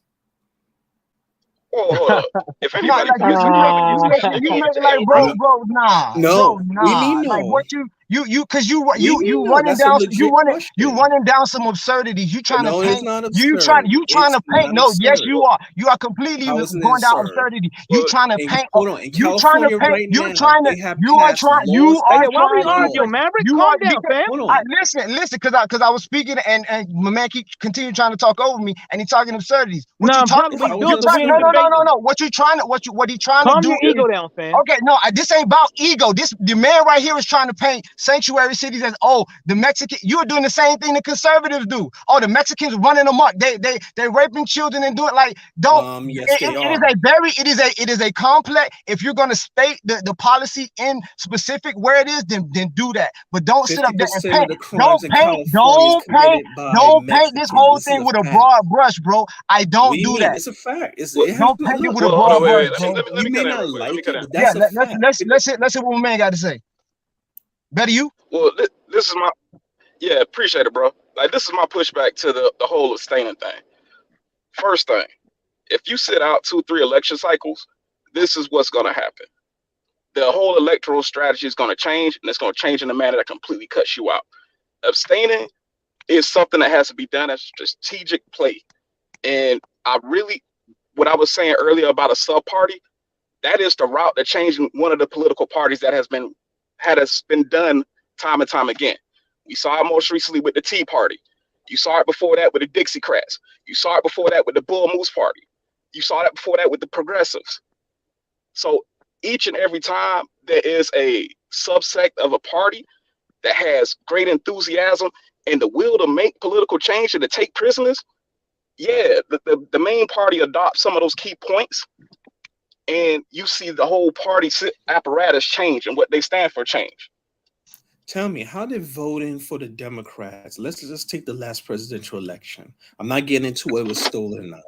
Biden's telling, first of all, before he even won, he's saying, if you don't vote for me, you're not Black. Let's go after he ran and won. What did he tell our community? You're going to have to learn to work with Latinos, meaning that he's putting Hispanics and Latinos in front of the Black community. So how did voting for the Democrats work out for us? Well, first of all, I'm not advocating for voting for any particular party. I'm apolitical. What should have been done this last election cycle, we should have grabbed Biden by the freaking nuts and twisted. This is what you're going to do, because I just had 4 years for Trump and I'm still here. And you can't tell me this man is the devil. It wasn't that bad. So yeah, I'm willing to not vote for you. I'm willing to vote for Trump. Actually, here's the irony. Our people, unfortunately, gets too many, including men, get so emotional because of the media. The media says jump, our community be like, how high? It got so whipped up into hysteria over Trump. More Black men got gainful employment under Trump due to his economic and domestic policies. That's right. Our community was gaining. We actually lost more wealth under Obama from losing homes, that's right, losing businesses. And I'm not pulling this out my behind. This is documented. People have documented with studies. We lost more wealth under Obama and actually started gaining more under Trump. And as soon as Biden came in, guess what? The little gains that our community, I should say little, the gains our community was making under Trump, Biden within 2 years reversed all of that. So that tells us right there. Tell me, how's voting for Biden working out and the Democrats working out for us? That's correct, brother. So that tells us that we may have a stronger possibility, at least economically, with the Republican Party than a Democrat Party. The problem I think I keep hearing from a lot of brothers and sisters is that they are so conditioned and comfortable with the Democratic Party, they are afraid of this change with switching parties. And when you switch parties, Well, that too. Let's add that on as well. And so either you're gonna switch your party, because we've tried putting pressure on these Democrats, and just like Franklin Delano Roosevelt said, once I get them Negroes in the Democratic Party, we will have them forever. And guess what? We can hear that in how our people talk today in 2022. And he made that statement in the 1930s going to the 1940s. So maybe we might have to run a calculated risk and take a chance. If we're not going to create our own party, let's switch up. So all it is change. And we need not be afraid, because we got nothing to lose. We've been getting, smacked in the behind for quite some time with these guys. So you know what? Let's go and try his. I guarantee you, my personal opinion and belief is that there will be a major shift. And when you say that it's not going to go, so over for all people, we're not looking for the entire quote unquote Black community to jump on this ideology. We know the condition of those who are comfortable under their quote unquote Democratic masters. But we do know this as well. Once that ball starts rolling, it will eventually snowball into something bigger. And with that being said, to the brothers on the panel, this is not a debate. This is a conversation. So we need to quell our emotions too, because it ain't that serious. You know what I'm saying? We are here trying to affect a conversation for the advancement of our collective, and we're not fighting with each other. This is not an intellectual scholastic pitch contest. So let's calm ourselves down too as well, but we try to work out there's no need to be upset. I'm not upset. Really not. Like I said earlier about that article, I'm not upset either. What that article is, and I do agree with the gentleman said before, some of it may be taken out of context, but I don't think it isn't. Because think about it. Let's say if it was taken out of context, that's published in a major international paper. That can also be how you want to interpret it, as a threat or as a warning. But let's say the article is correct, that by 2053 or worse, earlier, by 2050, the median Black wealth in the USA goes to zero. That means our people is pretty much destitute. Yes, you'll have some people who are still Black middle class, and you'll have some who are comparatively well. But when you average in the entire community, on average, it will be zero. So what does that mean? Someone hears that and says, okay, so what? Well, right now as we're speaking, the largest group of homeless in the United States is Black Americans. So whatever that percentage is in numbers now, by 2050, you're talking about it could double, it could triple. That's what that means. It's not just, okay, so what? No, it has real world consequences. We can end up becoming stateless people in the country, physically and financially built off the back of our ancestors. And we don't want that to be in that type of state. If you think it's bad for our people now, if it gets to that point and we become stateless people in a nation that was built off our ancestors, both physically, financially, you think they are quote unquote exterminating us now. You don't want to get to that type of future where that's a reality, because it'll make it even easier for them to say, take us out. And that's not any type of paranoid fantasy. It could become a very grim reality. Okay, that being real and reality, the only antidote to that would be to prepare ourselves as best we can. And my only position has been to actualize and utilize all political tools at our disposal. So there really isn't a disagreement with me between your position and anybody else's. That may be a political tool in our tool belt. Whether or not it's the one that we need to use most readily and to the greatest extent at this point in time is up for debate. And this is what the debate is about. But like as I said, there are multiple reasons why some voter in some district would disagree with, oh, I'm gonna abstain from a vote. No, as better you pointed out, like the political landscape doesn't sit and wait for any demographic. If you decide to abstain, they will change their models to have you not in it. So But don't you're know how many. missing one key point. Hold on, No, not to I'm cut you not. off. You're Come missing on, one bro. key point. The Democrats are being kept in power largely because of our community. It's not, look, the Hispanics do not vote for them. The ones who can legally vote, they vote Republican. The Asians are more likely to vote Republican. Arabs, you could go down the line. That's not If we stop no, it's voting not. It's Democrats, not.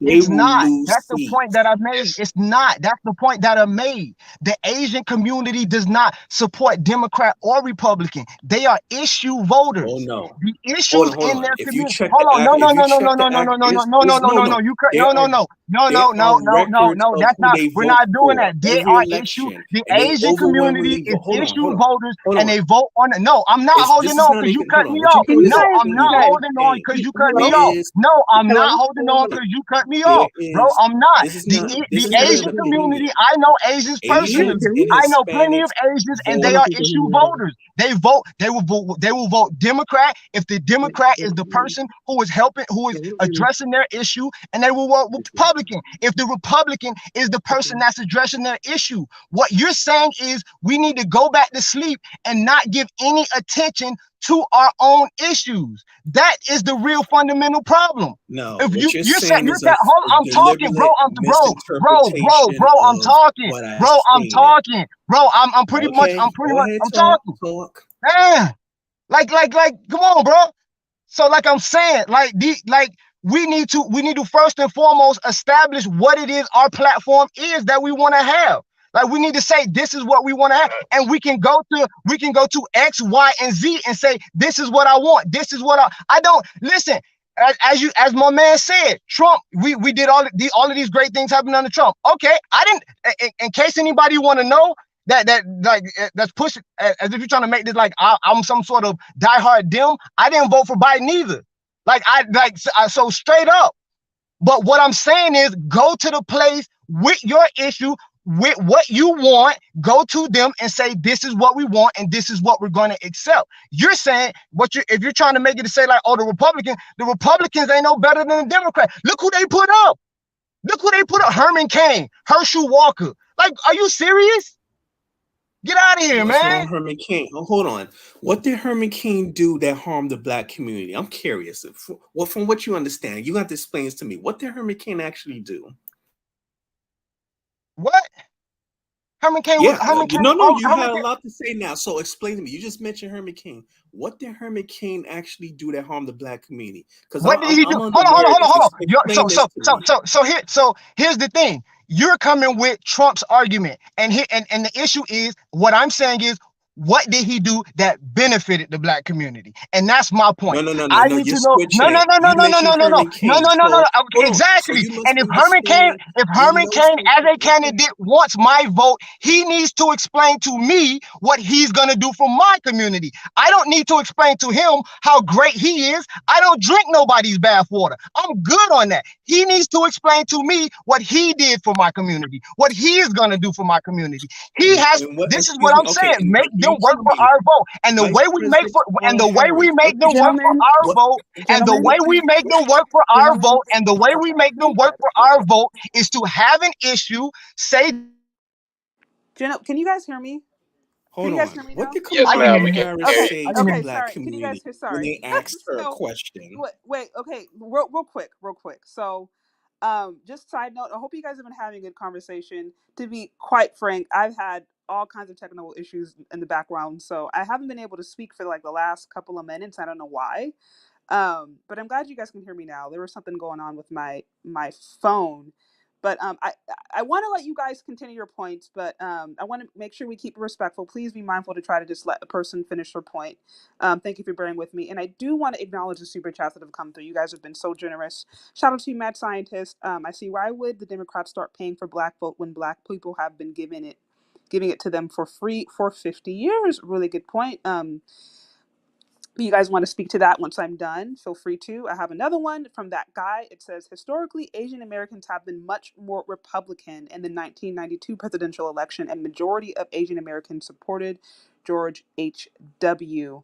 Thank you again, that guy, for the 5. I did see another one come from that guy. It says, all the civil rights leaders were Representative Democrats in the 1930s tried to block the Negro vote after feminist movement.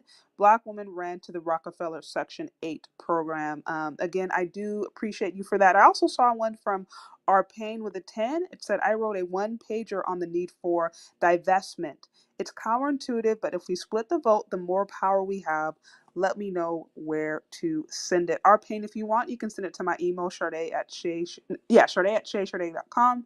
Also have that in my About page in my YouTube. So you can feel free to contact me there in general with that or any other comments you may have. So I think that there was another super chat, but while I am trying to find that, guys, feel free to continue. I just wanted to make sure I acknowledge those who were generous. Also, guys, if you hit that like button, as always, show support to the show. Thank you for the support, guys. Share this with anyone that you think may find it interesting. And again, we've been having just a conversation and a back and forth about just not only what has happened with the most recent election, but what we think might be the best way moving forward, all of that. So thank you guys for bearing with me. And I think it was, I don't know if it was Maverick who was finishing up a point, or Emmanuel, but I know there was a bit of a back and forth. Just please be mindful to let each other finish. Oh yeah, I'll finish the point. But you know what? Mm-hmm. Since he can't answer the question about Herman Cain, let's bring it to Kamala Harris. Since you clearly side for the Democrat, and mind you, I don't like how the part, but hold on, what did Kamala Harris say she was going to do for the Black community? I am not the defender of the Democratic. I am not the defender of the Democratic Party that you're trying to make me out to be. I am not that. As I said from the beginning, I am not that.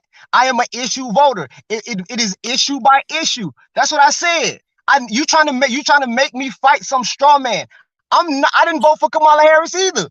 Pick any Democrat you want to. I'll vote for the issues that affect my community. Like, what are you talking about? You trying to make this a Republican and Democrat thing? That's what I'm trying to say. We need to step out of that Republican Democrat thing and do what the Asian community has done writ large. And if you go from community from California to New York, you have some communities of the Asian descent that are primarily Republican, some that are primarily Democrat. It usually is somewhere around 40, 49 to 50. It's never swayed in any great degree one way or the other. The reason that is because they are issue voters and they don't want either party to not take them seriously. It is about what issues make my community better. Okay, let's put to bed this so-called model minority myth of Asians. And I'll give you, and unlike you who just talks and doesn't have any data to back you up, it was a Washington Post article published about almost 10 years ago. I think if I recall the title correctly, it's called The Model Minority Myth, and it talked about how Asians advance in America. They didn't advance because they are all scholars. They simply, meaning the dominant community, which is white Americans, whether you like it or not, they allow them to advance. Matter of fact, let me get the exact title for you for anyone that wants to read that article. So we need to stop this nonsense that Asian people are smart, they all worked hard. No, they allowed them to advance. Never said they worked hard. I said they voted their issues. They voted their issues. They voted their issues. So the and community by community, they voted their issues. 70s had an election and they voted their issues. To allow them to advance. Is that how it works? They voted their issues. They voted their issues and community over community. If you go from their vote to allow them to advance. That's how it works. Is that what you're saying? If you go from Sacramento to Salem, you will not find a particular demographic of Asians that are on one side or the other. If you go do that same route from Sacramento to Salem, the majority of African Americans vote Democrat. I'm not saying you are promoting a vote for a particular party. I'm saying vote for the party who has your best interest at heart. Period. And which party do you think that is? It's whichever one who was talking to my issues at the time. It's whichever one is talking to who the current president states. It's whichever issue is talking to my issue at the time. As I said, I put it out there. That's not something that I had to display. I did not vote for him. I did not vote for them. I did not vote for them. So trying to put me in this red, as I'm trying to defend the Democrats, I'm talking about my issues, bro. You're not gonna tell you can go anywhere in this country and tell anybody, hey, fight for your issues, my bro. Fight for your issues. Whatever those issues is, vote for the person. You trying to paint somebody, some particular individual or some particular party as these are saints, these are sinners, these are the protagonists, and these are the antagonists. As was clear, as history has shown, we were on one side, we went to the other side. What did we learn from that? That neither side has our best intentions, and we have to have our best intentions at all times. So is our best intention amnesty for tens of millions of illegal aliens? Is that the best interest? Are you talking? Are you hearing me? Okay, sorry. Thank you. Sorry, I'm like, no, all I was saying is that I saw a super chat. I don't know if it like disappeared, but I saw a super chat earlier that kind of spoke to that idea of, I think it was ADO Westfall. I don't know if they're still here, but they basically said that, I don't really ascribe to either. I am going to vote for whoever is speaking to me at that moment. So basically voting your issue versus voting your party. I think essentially that's what you were saying, Maverick. It's like you're not trying to say that you don't really ascribe to any or hold loyal to any particular party. It's really, okay, what party at that time is going to be voting for what's best for me individually? I think that's what I'm hearing you say. And it sounds like, Emmanuel Dark, you are more like, okay, can you be specific about what that party is? And to be clear, no one here is going to agree on everything. And I think that's okay. I just want to make sure that we are respectful. And sometimes we may just have to respectfully disagree. And that's fine. That's Chase, totally okay. let me just temporarily, still staying on topic, but let me just slightly pivot to show illustration what I'm saying. There's a gentleman in South Carolina by the name of Marcel Dixon, and he's trying to unseat Jim Clyburn out the Congressional Black Caucus. Now I'll get right to the point. He says whenever he's run on one platform, he wants to go into DC and campaign specifically for reparations for U.S. slavery descendants. He used the term free men, so that includes U.S. slavery descendants and also free people who did not immigrate, free Black people who are non-immigrants who are descendants of the builders of this nation, because our ancestors did build it free of charge. Slavery, we know that. Now, he has stated whenever he's tried to speak to people in the DNC, whether it be at state level, federal levels, they don't want to give him a time of day. He said the only ones that have actually sat down and had serious conversations with him about reparations for African Americans, Black Americans, FBA, ADOS, whatever term you want to use, has been Republicans. Now, you can make it out what you will. And mind you, he's a registered Democrat. But he's saying only Republicans have sat down and realistically, not just trying to tell him what he wants to hear, realistically, and he said they've been for it. They actually would approve of reparations for our people.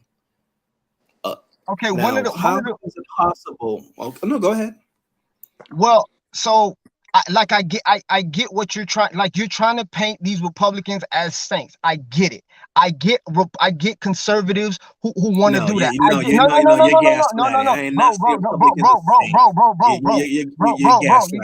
No, I'm not bro. You the one trying to say, oh, Republicans sat down. I get you. I got that.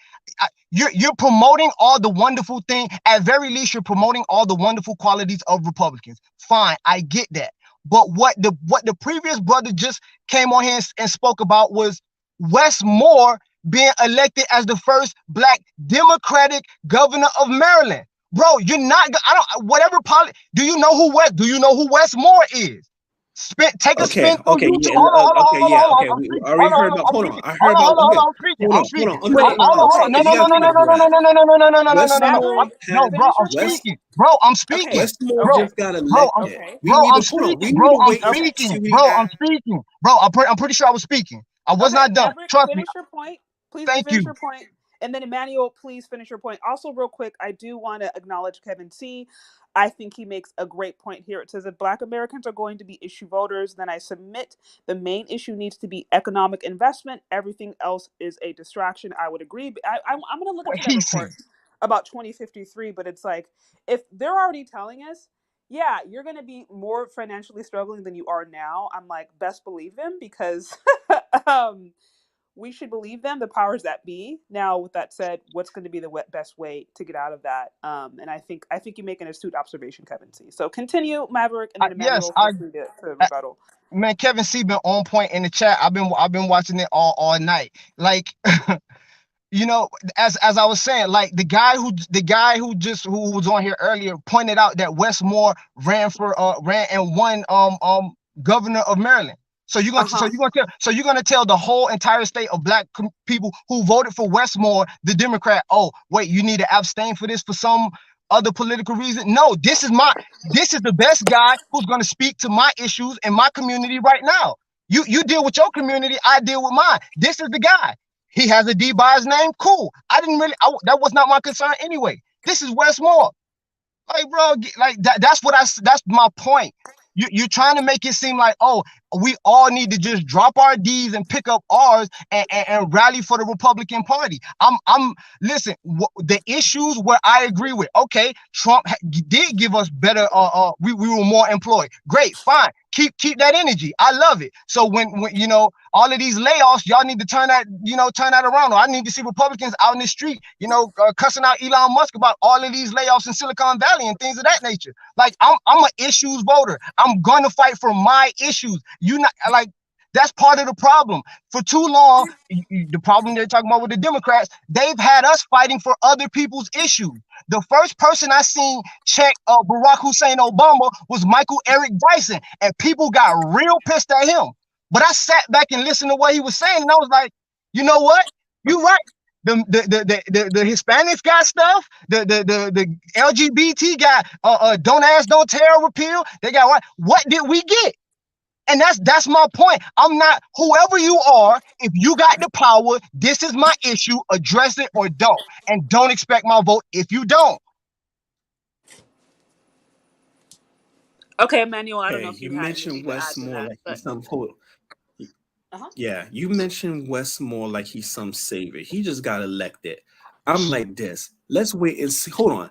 Watch and see what the man actually does. Because, see, this is something that our people need to get over. You see a Black person. Now, y'all caught it with Stacey Abrams. What? You want to line? Hold on. You want to lionize this man, Westmore? Let's see if he's actually going to advocate for the best interests of Black people in the state of Maryland, or he's just going to be another DNC sock puppet pushing whatever agendas harm our people. That will show if he's actually for our people. I don't give a damn. Look, I would vote for. You don't know Westmore. That's what you just told me. You don't know Westmore. Hold on. You cut me. You don't know. You cut me off.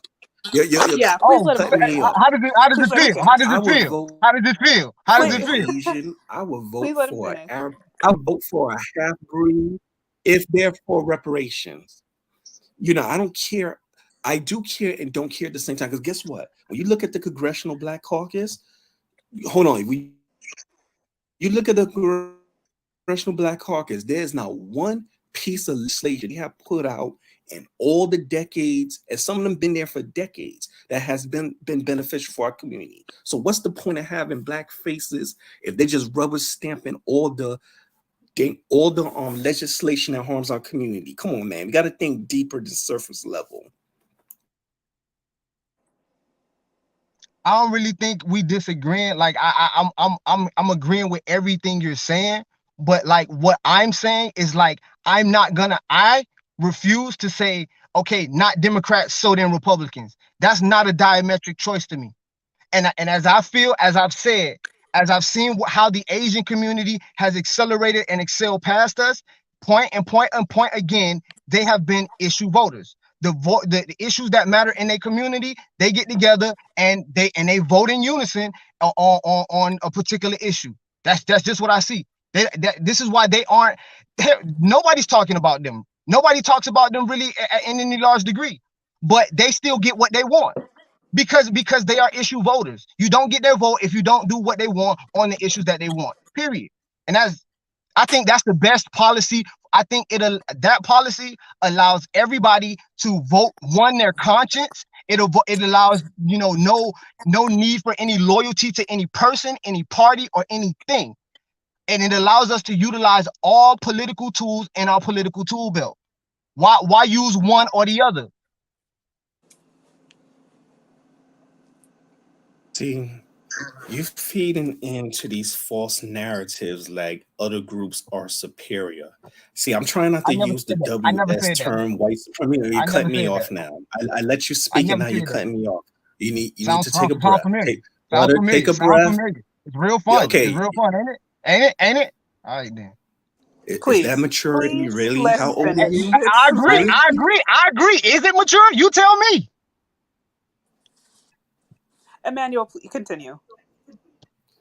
You keep feeding into this myth that somehow other groups are superior. As I stated, I thought it was just one article. There's a series of articles in Washington Post illustrating and documenting with evidence how Asian Americans was allowed to advance. Here's one from 2017.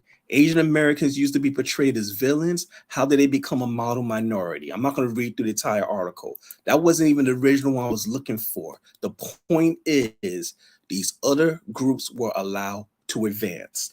They did not have superior intellect. They don't have super high IQs. All that is nonsense. There's certain agendas that allow them to advance for specific reasons.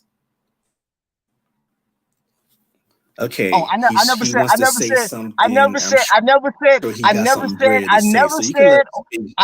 said or insinuated any of the nonsense that you just said. I said they voted their interests. Does that make them superior? No, I don't believe in superiority of one race or at all. I would never say any Asian is superior to me personally, but as I said, they voted their issues. That's period. They vote their issues in community after community. I've seen Asians go at it, bump heads, because one was a Republican and one was a Trump Republican and one was a more conservative. Actually, it was two conservatives arguing with each other. So but their discussions, their debates, all you keep coming back with is Republican, Democrat. What I'm talking about is, sir, ma'am, if the schools in your community are dilapidated, you go with the person who's going to fix your schools. If the streets in your community are dilapidated, you go with the person who's going to fix this roads so your car don't have to be in the shop every 5 minutes. If the electrical grid in your system is breaking down, you go with the person who's going to go after the power company. I'm not telling you to put a D or R on the paper. I'm telling you to vote your issues. If you feel like, this is the thing about my position. If you feel like anybody with an R represents your position, then brother, that's who you need to vote for. But what to the other person who's voting for somebody else, such as the Westmore, as you clearly show, you have no idea who Westmore is. Westmore got a catalog, boy. Westmore been doing his thing and has portrayed himself as an honorable and person on every platform. So you need to do your research on who Westmore is before you start talking outside your mouth about West. But anyway, all over the place. You can't keep a consistent thought. Let's get back to this Asian and voting. You clearly don't seem to know that. My consistent thought is I never said Asian Americans are better than me. I never said Asian Americans are better than me. It's a documented fact that Asian Americans have some of the lowest voter turnout out of all ethnic groups in the USA. So now explain how, with that piece of information, explain that to me, how you talk about how they vote and they getting what you think they get in. Explain that now with that knowledge that you clearly wasn't aware of. Oh no, as I clearly just said, I agree with what you just said. It is absolutely true. As I pointed out earlier, this is the reason that they aren't really on anybody. Nobody really brings them up in any substantive way in most conversations. But as I said, they vote as a unit and they vote their issues, and you don't get their vote if you don't support their issues in the way that they want them to be supported. So yeah, that. To me, it's not. Maybe I'm weird because it sounds like you guys are agreeing. I mean, you're saying that's what I'm trying to do. Basically saying vote your issues. Now, perhaps there is a distinction on what party or how that looks like, but I guess I'm trying to figure out, and it could be like legitimately I was having a hard time hearing you guys for like 20 minutes, no lie. So maybe I missed context, but I'm like, I'm trying to figure out what the point of contention is here. I think you both agree that, yeah, we should be voting our issues. I would argue, going back to what Kevin C said earlier, where it's like, okay, a big issue, especially for Black folks, is economic power. And, let's just assuming what I think you were making the argument, or both are making arguments that, like, for the Asian community has, they basically have political power. That's essentially what it's coming out. You're saying Asian community has political power. They have been shown to basically, they've had political victories, although they are a smaller minority. And could that be linked to, I don't know, economic?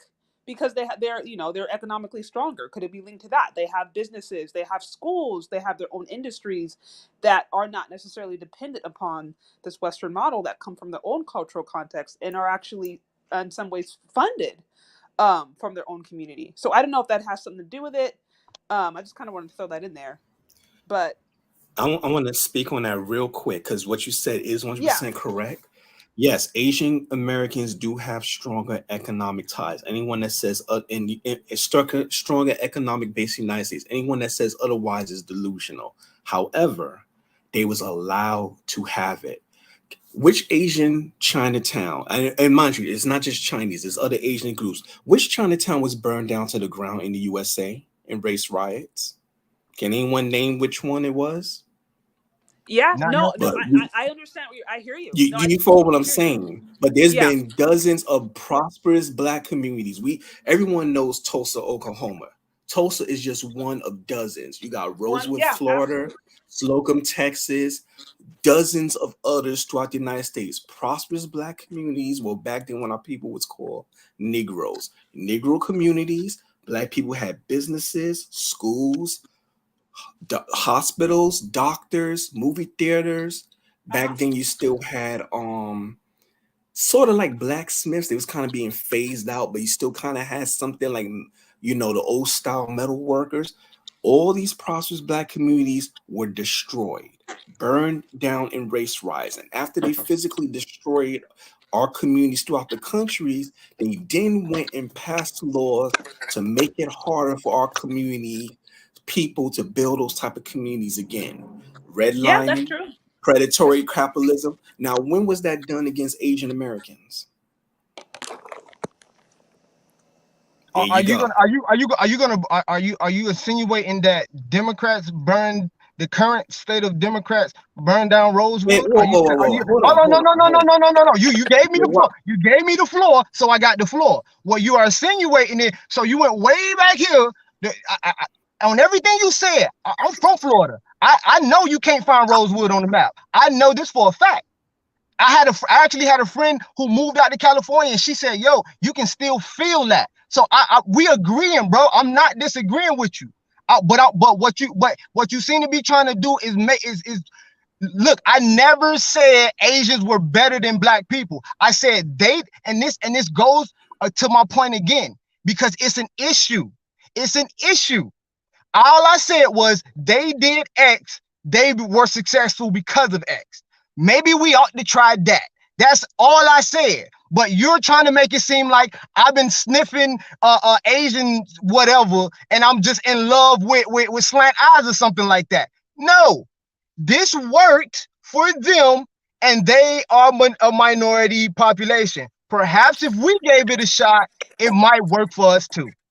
I think what I hear, correct me if I'm wrong, Emmanuel, but I think what I hear you saying is that it worked for them because they were allowed to. And it's not like Black people haven't tried to do the same thing. It's just when they did, they historically were targeted, and that's absolutely true. So I don't think, from understanding, I don't think he's saying that that like I hear him saying that, oh, you just love Asian people. I think he's saying you're acting like Black people haven't done that, and they have. It's just they were targeted and they were destroyed. There were multiple times when Black people did have their own schools. Even after slavery, there were like hundreds of Black schools, institutions actually that were happening. There were schools out there that were specifically ran by Black people teaching Black history. Now that's changed, and there's been multiple reasons for that. But Black people have been targeted in a way that is very unique than any other community. So that's what I hear Emmanuel saying. Correct me if I'm wrong here. But I think that's the issue you're trying to raise. Like, hey, Asian people have been given space in this nation to do that. When Black people did the same thing, we were met with more scrutiny and we were met with more backlash. That's what I'm hearing. And let me add on. I don't want to seem like I got a axe to grind with just Asian, Mexican. It goes for any other non-Black group. If you look at Mexicans in Texas, there was a point where they had honorary white status. There's even documented cases of Mexican Americans bringing lawsuits against the state of Texas, claiming that they are white and they did not want to be segregated. This is documented evidence. So pretty much any non-Negro, and what we now today say non-Black group, was put in an elevated status over our people. To put it in a more succinct terms, America has an unofficial racial hierarchy totem pole. Everyone knows what a totem pole is, right?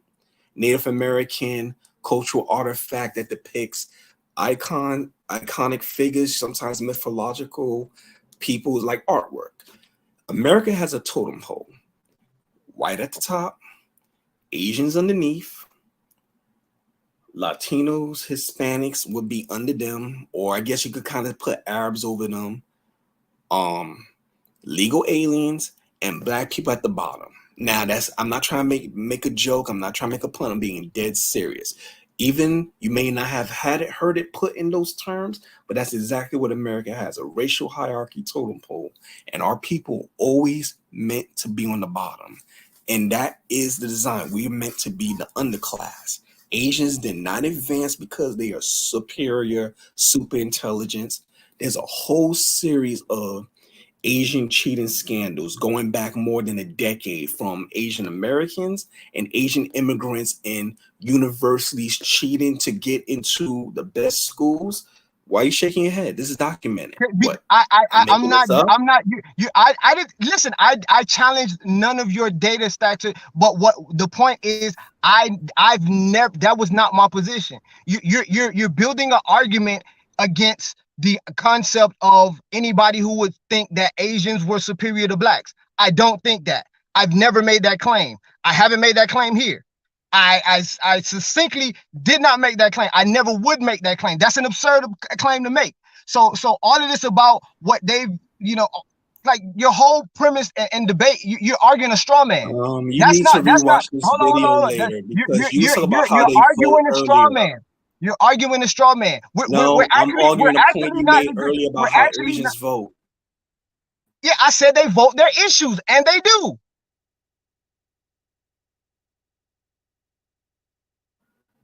I said Asians vote their issues, and they do. That's it.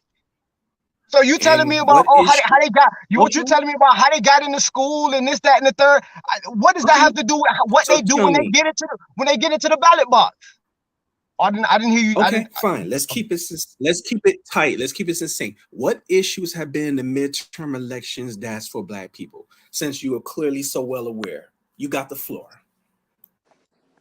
You hold on. You clearly took the floor from me to give it back to me. Come on, man. Like, stop. No, you got it all figured out. That should be an easy one to answer. What issues? Okay, so if you're gonna give me the floor, if you're gonna give me the floor, here's the floor. Black people, vote your issues in whatever way you see fit. I don't think anyone would disagree with that. Exactly. Apparently, we got somebody who disagrees with that. That has been my only position. It hasn't been about Asians being super magical or any of that. My point was no. You gave me no. You gave me the floor. It's my floor now. You gave me the floor. It's my floor now. I said, Black people, vote your issues in whatever way that you seem fit. If it's a Republican, if it's a Green Party candidate that supports you, if it's a some other wackadoo party, I don't know, if whoever is addressing your issues, vote for that person. That has been my position. So these addressing of what Asians, Asians are not smarter than us, they've been cheating. I didn't say they were. Roll back the tape and tell me where I said Asians were smarter than us. Please show me that. So, you ain't gonna find it. So look, Asians, Hispanics, other non-black groups are out the conversation. So let's keep it on us. What politicians in this midterm election cycles have you seen and been talking about issues specific for our community? Go ahead, you got the floor. Again, you take the floor to give it back to me. Like, what is? So, are you saying what? Okay, so let me ask you what. So, let me clarify the question because I don't really understand it. Are you talking about Oh yeah, I see what you're doing. What, abortion? What he's basically saying is, okay, based upon your argument, who in this election is voting for who in this election was for Black people? What politician specifically, would be in line with your vote? Because your vote is okay. Exactly, advocating issues that speak directly to our community in our best interest. Yeah. So who would that I'm be? just giving a clarifier so you can understand and answer easier.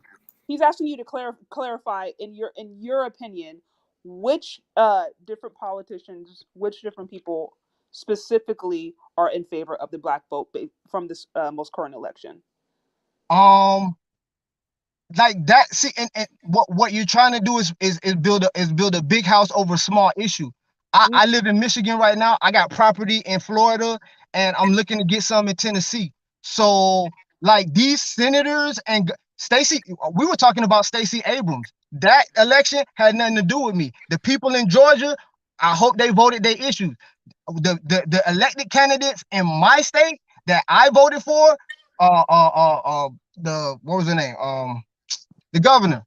I can't even remember her name. I'm so spent over that thing right now.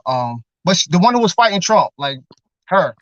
That's probably the only, and it was a couple other issues on the ballot that I voted in. Like, that's the other thing here. There tends to be a lot of ballot initiatives and things like that. So we vote more issue based. It's not a D or R. I feel like Gretchen Whitmer. I feel like her handling of of the pandemic, of that trying time. I felt like she was a calm during it's interesting time, but I feel like she's handled the state well over her tenure, and she's even handled outside bullying from certain other individuals with poise and the best amount of class that anyone could take in such situations. So again, if we want to talk about that, it was really for me down to issues. It is. I'm not loving on her for anything. If there was another person that I thought would do better, then I would have, as the other brother pointed out about the Stacey Abrams campaign. What she also had going against her was that Kemp was the incumbent. So that is a factor in the way people are going to make that sort of decision. But for me, it's issues. I don't know where you live. I don't know who's running for election where you live. Vote for the people in your city, in your state, in your everything that's for your issues. So you're asking me who? Like, I wasn't really. Listen, I work every day. I was not concerned with all of the 20 some. I checked the little stats later on in the thing to see which way we went in the House or the Senate, and that about it. Like, but for my interest in my state, I voted for who was for my interest. That's it. Okay. So real quick, guys, I had opened up the call line. So if you guys were unhappy with any of the things that were heard or stated, or you feel like they were not in line with your position, you had the chance to call up and say your position. Y'all had the chance. So if you don't agree, I'm not trying to argue, but it doesn't seem like you answered the question. Again, I tried to clarify. Oh no, I'm not talking to you, Chez. I'm talking about the gentleman. I tried to clarify this. Hold on. No, it wasn't. Clearly it wasn't, because I couldn't clarify. What Chez presented to me was, who did I think in this last election was for the Black agenda, and as I said, I vote my agenda. And as far as I will vote against the Black agenda if it's for us to go back and change. So I don't vote any particular agenda. I vote my agenda. I vote what is going to benefit me and my immediate community in that order. So anybody trying to make any grand proclamations from on high, that don't fly over here. And in general, that don't, like, if you want to win an election, you have to address individuals. You have to address individuals. And that's what happened in the Stacey Abrams campaign. She didn't address individuals, and they didn't vote for her. She had a 10% drop off in black man. She had relative same in every other demographic. She didn't have a positive issue. So what are you asking me? So real quick, I do want to acknowledge Mad Scientist. Mad Scientist says Black people vote for political parties. Other groups buy them. End of story. I think you make a really good point. I mean, at the end of the day, we all know that these politicians are bought off, or at the very least, they are highly influenced by their donors. And the people with the money are the ones that have, I think, the biggest say when it comes to some of these different policies. This is why even if you look at the LGBTQ agenda, and there's been different people who talk about how is a population that literally, especially when it comes to trans, like it's such a small minority of the overall population in the USA that has all these rights. But when you understand that there are quite literally billionaires and there are rich, wealthy donors that are really championing these causes, then we understand that money at the end of the day truly does have the final answer when it comes to some of these larger issues. So I think Mad Scientist makes a great point. I am going to have to wrap this up in the next few minutes. So I don't know if you guys have any other 18th letter. Can you drop the mic? 18th letter, I see you. I have a few more minutes. If you want to come and weigh in, then I will have to wrap this up, but I do want to give you a chance to weigh in. I know you've been a great supporter. So I'm going to drop the link for the 18th letter if he wants to share some final thoughts. If any of you guys want to share your final thoughts or have something to add, final call. I have a few more minutes and then I will need to wrap this up and go on without my Saturday. So let me know. Better you, I know you've been kind of quiet over there. If you have anything else you want to add to the conversation, feel free to do so. Otherwise, you can just sit and listen. All good. Okay, let's see.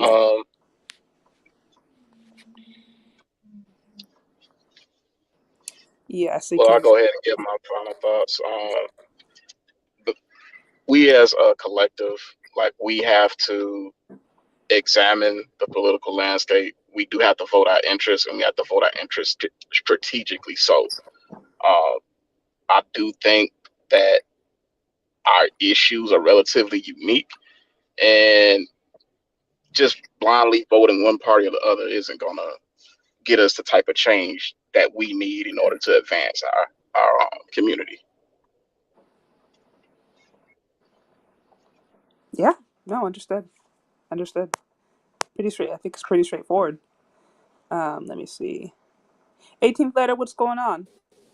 Hello, Miss Chez. How you doing today? I just wanted to say thank you for allowing me to be on your platform. Yeah. I understand that you have things that you have to do, so I'm gonna just keep it nice and sweet. I mean, short and sweet. And one thing we have to understand that is groups of people within our community as Black people that are trying to go around what the obvious elephant in the room is, and that's that it requires money and resources. We have some people within our community that offers lip service, but nobody's willing to put forth the resources. And it's a significant amount of people within our group that has trying to find any way to fight without using the necessary tool of fire, which is resources. What the previous brother said, I agree with. We have to buy these politicians, and we have to understand that just because they look like us don't mean that they're for us. It's a lot of agendas within politics that are working against us as a community. You have the misandrists, you have members in the Democratic Party, you have members within the Republican Party that are not for the best interests of us as Black people here in the United States. So as long as we understand that and we all get on the same page, we should be able to make leeway relatively in moderate time, if we, understand that type of agenda and know that we all have to put forth in the church pot and, have to be on one accord and, vote for our own interests. Yeah, no, I think that's why I think what, Kevin C is a little too earlier, and even just now mad scientist, where it's like, really without, economic resources, which in this conversation definitely is power, it's going to be really hard to move the needle on some of these larger initiatives. So I could not agree more. Looks like I have a few other calling in. Let me see. Guys, also, if you're not talking, please mute your mic, just because it can get fuzzy. But so I think I got Chaos Rain. I don't know if you have any thoughts you want to add briefly before I shut this off. And I think the other one dropped off. Okay, yeah. But what's going on, Chaos Rain? Oh, that's good. Give me one moment. I'm almost in a quiet area. Okay, all good. If I can go, Chez, I'll give my final thoughts. Yeah. Please. Our people need to mature when it comes to politics. Politics is not supposed to be a popularity contest of, I like this candidate over this candidate, like you're picking ice cream flavors. Politics is meant to be business. It should be transactional. I know you sometimes hear people say, oh, they're trying to buy votes. That's exactly what politicians are supposed to do. If you give me your votes, these are tangible benefits I'm giving you. That's how they do business with every other group in this country except our people. When it comes to whether you want to term African Americans, U.S. slavery descendants, FBA, ADOS, freedmen, when it comes to our people, they make it an emotional argument. You just have to do it because it's the right thing to do. And no, don't worry about it. You just have to do it because it's your duty. They don't tell that to no other people. That's facts. That's facts. Mm-hmm. We got to stop being shamed and also being scared. Oh my God, if this one let them get in. And I'm not saying, look, I'm not even people probably think I'm a Republican. No, I've been a registered independent since 18. I have never joined either party. I had the game figured out way back then, decades ago. So it's not that I love the Republicans, but I have seen how the Democrat Party has continue to screw us over for decades, but I'm not giving the Republicans a pass. It's the exact opposite. Our people have given the Democrats a pass, and we're voting for them as so loyally as a monolith, and we're getting nothing but not only no tangible benefits, but disrespect, but they always keep elevating other people over us, including illegal aliens that shouldn't even be in this country. And we're going to continue to say, well, we got to vote for them because we got to keep the Republicans out because blah, blah, blah. That's a retarded way of thinking. It makes me wonder. No, it don't make me wonder. It makes me realize why they put fluoride in the tap water, because clearly people are brain damaged and can't think logically. We got to get out this simple-minded thinking of, well, he's a Republican. I don't give a damn if he's a Republican, a Democrat. If he's an independent, if he's the Green Party, if he's a member of the Cannabis Party, I don't give a damn if he believes in UFOs. It's like, is that candidate going to give specific tangible benefits for our community and not feel good promises? It translates into economic tangibles that advance us as a whole, not just a specific group who happen to be doing well, but all Black people. That's what matters. That's what Maverick has been saying all this time. Yeah. Wait. I don't know what you're talking about. Wait, I think I hear something. I don't know if I hear somebody talking in the background, or if that's background noise. Okay, maybe that's just background noise. But no, I completely agree. And I think, you made a pretty astute observation where it's like, being an independent, you could probably look at both parties. I'm hearing some feedback. Somebody, like I said, if you aren't talking, please be sure to mute your mic because it does get feedback. Your YouTube, please. Yeah, but basically, no, I think you hit some really good points where sometimes Black people, especially the no voting, no bucking, I think was a prime example of the way Black people, especially Black men, I think, have been shamed to try to vote for a particular party, and not because they're going to do anything that's going to help them, but because they just should do it because it's their duty as Black men. I think you really hit the nail on the head there on how, politics has really operated for the last couple of decades, especially when speaking to the Black male vote. So, really good observations. I don't know if any of you guys wanted to kind of respond to that. Also, I'd see. Yeah. I'm just gonna say this, Miss Shay, and I'm gonna get ready to head out because I know you gotta go. I just want to say I agree with that brother as well as IB and Maverick both made solid points when it came to voting. The thing is, us is Black people need to understand the game. The game of morality is only played on us to shame us into voting for someone's particular interest and agenda. And that's what we need to understand. The game of morality doesn't exist with any other group. You know, it's just that people find it a convenient trick to use on Black people to be able to manipulate them into which side that they're going. We have to understand as a group that the biggest problem is within us. We have to be able to call out some of the people that look like us and cut some of this red tape with these people that have these hidden agendas to be able to get them out the way, because you cannot stop a train. A train is a force that cannot be stopped.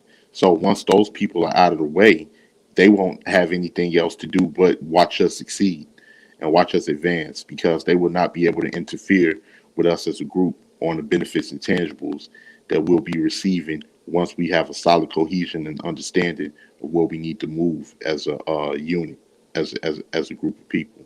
So that's all it is to it. Before I go, I'm happy Stacey Abrams lost. Bless God. I mean, thank God for that blessing. And any other misandrous within our community, Tiffany Cross got crossed out. So hey, that should teach you a lesson, and that should teach you a understanding. But one thing we have to prepare for is that we have to prepare ourselves for this over and over again, because some of these people within our community are going to double down and triple down on the rhetoric in the upcoming campaigns, because no one never learns their lesson after the first time. This trick has been working so long on us as Black Americans that people are going to think it's going to work again and again and again. So probably about the fifth and sixth time, then they're going to try something different. So that's all I have to say. Thank you once again for allowing me on your platform, Miss Shay, and shout out to all of the fellas on the panel. We have to stick together. We might have our differences. We might have our different opinions when it comes to certain things, but we must stick together as a unit, because we have too much against us as it is. Thank you once again. Have a good one. Awesome. Thank you so much, 18th Later. Also, guys, for those who are still here, hit that like button. Hit the like button. Also, again, if you'd like to show support to the show, please do show Cash App or Venmo, CHARDE. I am grateful for the different super chats and Cash Apps. We did hit our goal for today, so I am so grateful for all of you guys. If any of you guys have final words, I think you're just now joining us. Is it Mr. Colorblind? So I'll let you weigh in since I know you've been patiently waiting. I'm gonna have to wrap this up pretty soon, so yeah. If you don't mind keeping it brief, I would appreciate it. Your platform, and Mr. Maverick was very, very on point tonight. And all we have to learn is to kind of stick together. The volume's not that good. Turn up your mic. Okay, so I thought it was just me. No. Yeah, Mr. Colorblind, I think you're sounding a little quiet. If you wouldn't mind. Let me see here. Is it better? Let's see. Keep on talking and let's see. Yeah, I was just thanking you for the platform, to give us this platform to speak up. And I think Mr. Maverick was very, very on point tonight, and amazing conversation. What we need to kind of stick together and start to kind of shut down all these platforms that is talking so much negativity on Black women, on Black men, and we have to start to shut them down, because this is hurting us as a community. We are not kind of elevating ourselves. Look at how many women are getting evicted, and I see a lot of Black men making jokes about that. What kind of thing is that, man? We should at least start a GoFundMe and try to see where we can find these women, lift them up, and get their kids out of this negativity. But fortunately, we have lots of black men or taking this kind of opportunity and make fun of women that have a or going through some tough times. That's not the way to do, man. We as men, we have to be to act leaders. We always say we are alphas, we are leaders, we are head, but we are not acting the way we should act, man. Men show action. They don't waste time on talking, on blaming, on shaming women for no reason. Even if this is not your kids or whatsoever, you don't have to get on the personal level with these women. At least let's get together and see where the main problems are, man. People are getting evicted or getting put on the street. It's not fun to see, even from an outside point of view, or the communities are looking at us and say, look at those black men, man, making fun of their own people. What kind of community is that? And what kind of example are we setting for our own children? That's not fair, man. That's what I wanted to say tonight. Yeah? I hear. On the political side, I would say, yeah, this conversation should keep going. At least every week, we should have at least two platform where we start to kind of get our ideas together and start to build our own platform, our own network, and start to get also those very high, big head community. I think we get it, sir. The mic is too bad, sir. Yeah, I think the mic is coming out. And most Okay, time so we don't mind you continue your thought. It's not working. We could barely hear it as it goes in and out. Let's keep it real with you, and it kind of distorts the whole stream overall. One thing I want to say, but I think you were, I think from what you were saying is, basically, I totally completely agree, right? That we all look bad if it starts to seem like there's, a lot of pointing fingers, a lot of blaming and shaming, but really at the end of the day, there's no actions and there's not things being done that are actually going to produce economic results that would actually start to impact families and then larger communities. So focusing on things, focusing on working with people who are going to help build that, supporting men who are going to help build that, doing things that are going to lead to, I think, healthier families in the long run is really going to be, that's going to be the best and the most productive way to move forward. Not getting online and talking about, how horrible men are and promoting misandry, not getting online and talking about how black women just wear weaves all the time at work. That if that's where things end, then we're that's what I thought. Exactly. Yeah. Because it's not a weave that is affecting the community. Is other action. Exactly. How someone is putting weaves on or makeups, that's not our problem. That's a personal choice, a personal life, Yeah, so I do appreciate it. So I do, Chaos Rain, I don't know if you have any final thoughts. The only thing I have to say, personally, overall, the question asks, how many, right now, in every state where there's black men, they have more than 100 or so called black men organized? Should be number one question before we start talking about this politics game. Because what you must understand, we don't have 100 or more black men every state where we reside that's even organized, number one. So when they present these politicians, men and women from either side, yeah, they're going to get and what they expect, and either you pick this or not. Because there's nothing really these people overall, nor they like the talk game have nothing to offer because we're not organized enough. As much as black men don't want to hear that, but that's what it is. Now, Dr. T.S. wrote a 14 side-by-side plan. And there's some things I've criticized on the 14-point plan, one of them. I'm not going to go into that. That at least is points. Okay, 15, even better. That is a start. But usually we have things out, now it has to say that everybody has to look at, and then there has to be somewhat, we come to agreements. Then next, the small organization, the next you could take the necessary actions. When any former politician wants to run for any local office, not the big office like the White House, like the president, we're talking about local, because right now we have now gone through the local elections. So next, moving forward, next year is the bigger one. And everybody knows whatever happens to the local side always will affect the bigger side of things. They always condition most black folks overall. Go only vote for like, the bigger pie. No, you gotta vote what's local first, because locals always matters. Now with Stacey Abrams, this big woman that loves to eat coochie, wherever her position is, she's not fit to lead or run of any nature, period, from what has been circulating. And she should lost not only once, but twice. Because we had to ask, what do you bring to offer to black people besides, engage in degeneracy and buffoonishness? Nothing. Any person that comes running towards you or after you is always going to win because you don't really offer nothing.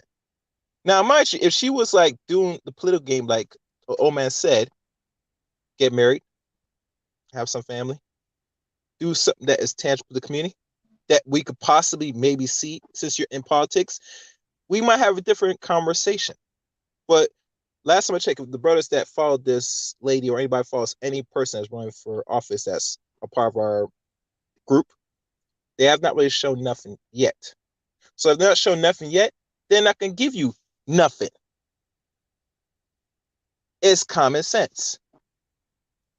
Now, I tell people they better out dealing with stay in the middle and see somebody show and prove and have something to offer before it say, I'm going to jump on this side, I'm going to stay this side.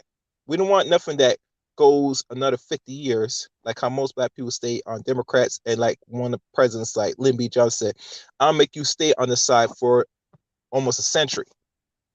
And now that has passed now. And I think now they're flipping coins now, and so we're going to run this game again. Because black people are not organized enough, and they have not really asked really and demand anything what they need from any politician. So they're gonna run the same game on the next side if they're not doing it already. They don't take enough of us seriously to really for us to demand anything right now. So now, right now, the moving forward, we probably going to have to start getting serious, and we probably get serious as soon and very fast as possible. Regardless what articles putting out that we might not have no money or wealth in the next 30 years. You know what I'm saying? The playing field and the chess pieces I've already set is how we're gonna move forward. So that way, if anything that's gonna happen, we have done necessary things, put the parameters to protect ourselves so it doesn't really come to fruition. I hope this was clear enough.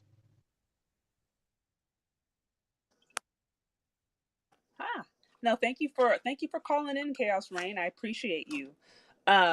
Emmanuel, I don't know if you have any final thoughts you want to wrap before I wrap things up. Well, I just hope, I'm not trying to repeat myself, I just hope our people learn to stop treating voting like a popularity contest. I said this before, but I'm going to repeat it because it needs to be repeated. Voting should be treated like a business meeting or business deal. Companies don't make deals just for the hell of it. They make deals because they're trying to either gain profit or power. And if they're not getting either one of those, guess what? There's no business deal.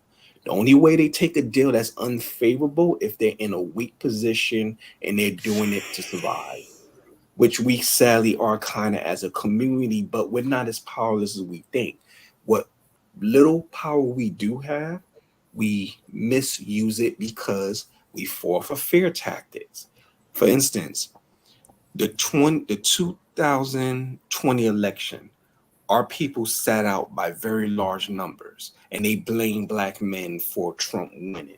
That was actually the right thing our community did. If we would have did that 2, maybe 3 more cycles, guess what? The Democrats would have came to us and been begging, what do you want? That they would have took us seriously. But what did we do? We let them scare us in the foreign election. Trump is this big boogeyman. Look what he's doing. And he wasn't doing nothing to our people. We're not illegally crossing the border. So who gives a damn if he was putting so-called children in cages? Where was everyone else protesting for black people being put in prison for the past 30-something years because of the 1994 crime bill? Everyone else was just going about their business. So so-called children across the border was being put in cage. That's not our damn business. Bro, nobody's gonna support you on that, bro. Nobody of good conscience is gonna support you on that. We mean good conscience. Just because somebody else is being an idiot, just because somebody else is being despicable, doesn't mean I'm gonna be that way. Hold on. Can you illegally cross into Mexico right now and make demands of that government? Can you do that right now? And if you think you can, hold on. If you think you can cross, hold on. Let me ask you. If you think you could cross illegally into Mexico and make demands of that government, I want you to do it, and I want you to videotape yourself do it and put it online so we see what will happen to you, because you're going to get this guy is crazy. Call. If I do go across the country,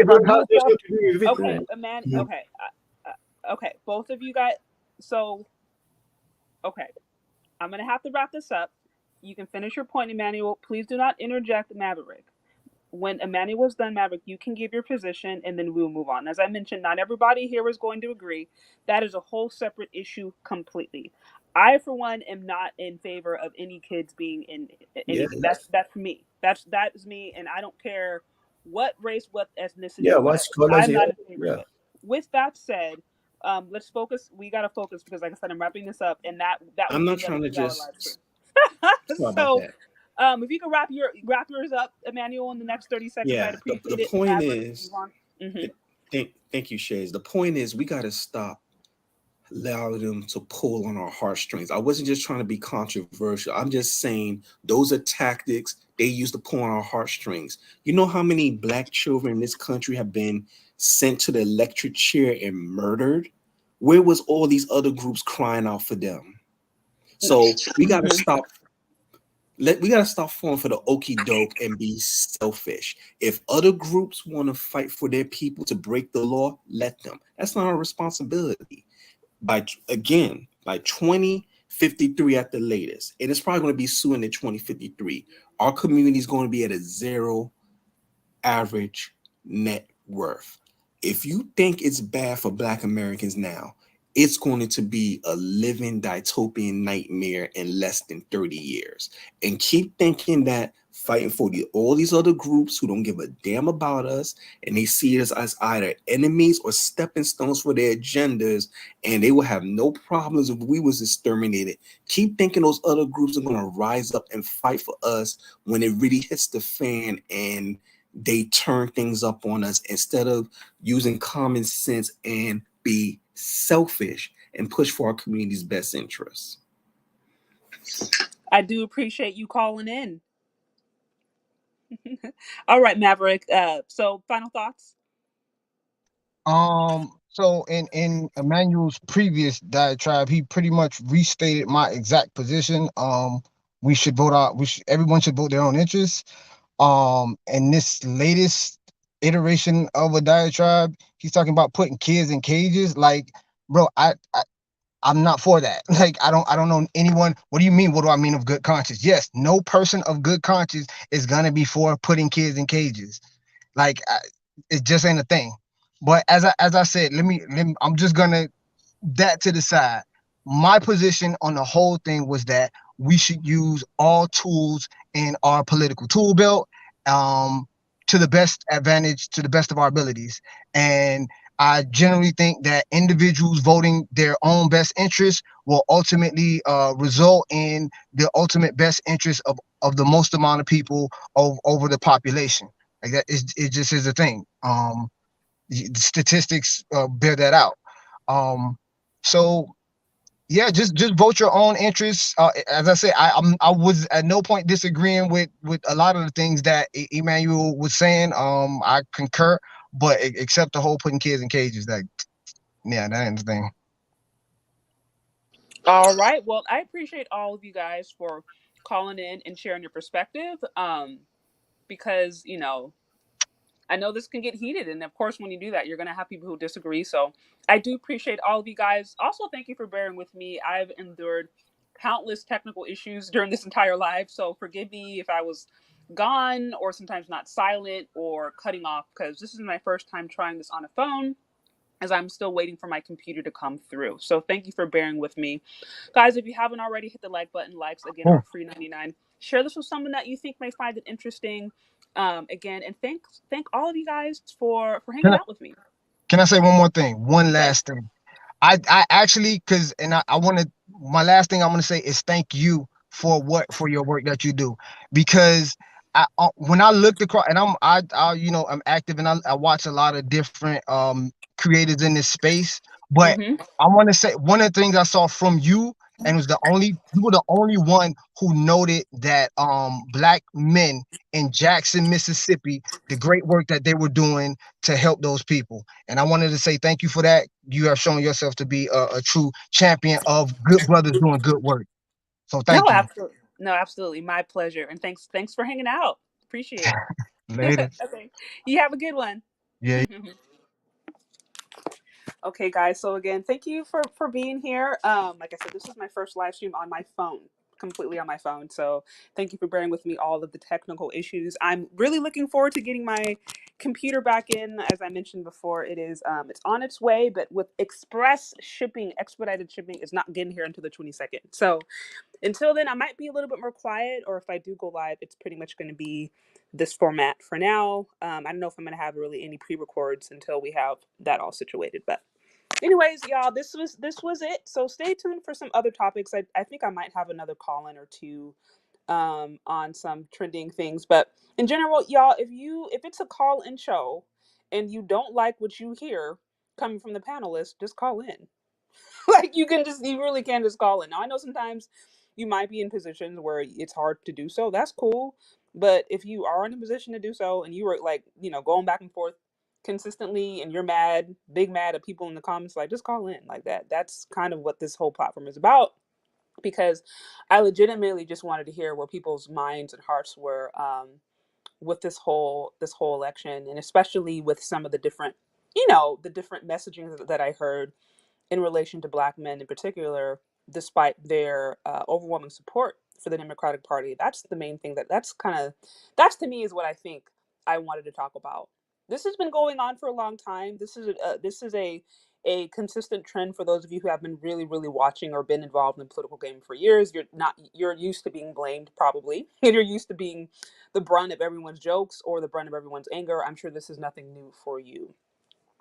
I started off by saying earlier that, I'm honestly, my political education is largely informed by my husband. So I think I'm more newly getting more aware and more involved in the space. And I think I'm just simply recognizing how consistently Black men are the brunt of people's jokes or complaints or whatever in politics. And I think I just was blind to that before, just because I just simply wasn't involved in politics. I just was that one that was not really paying attention.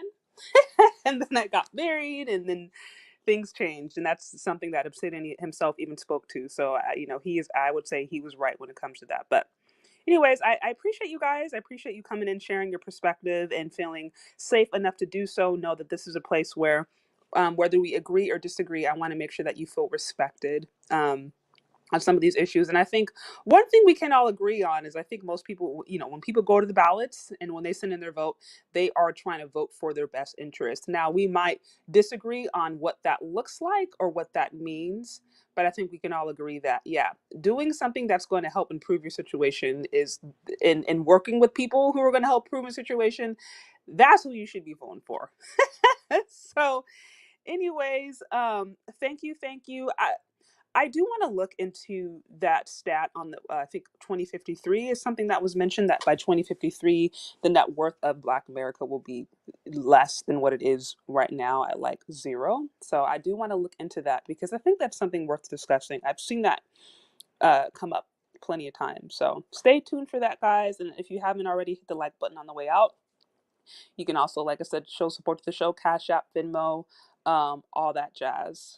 So thank you, guys. Thank you for your love, your support. Thank you for hanging out with me.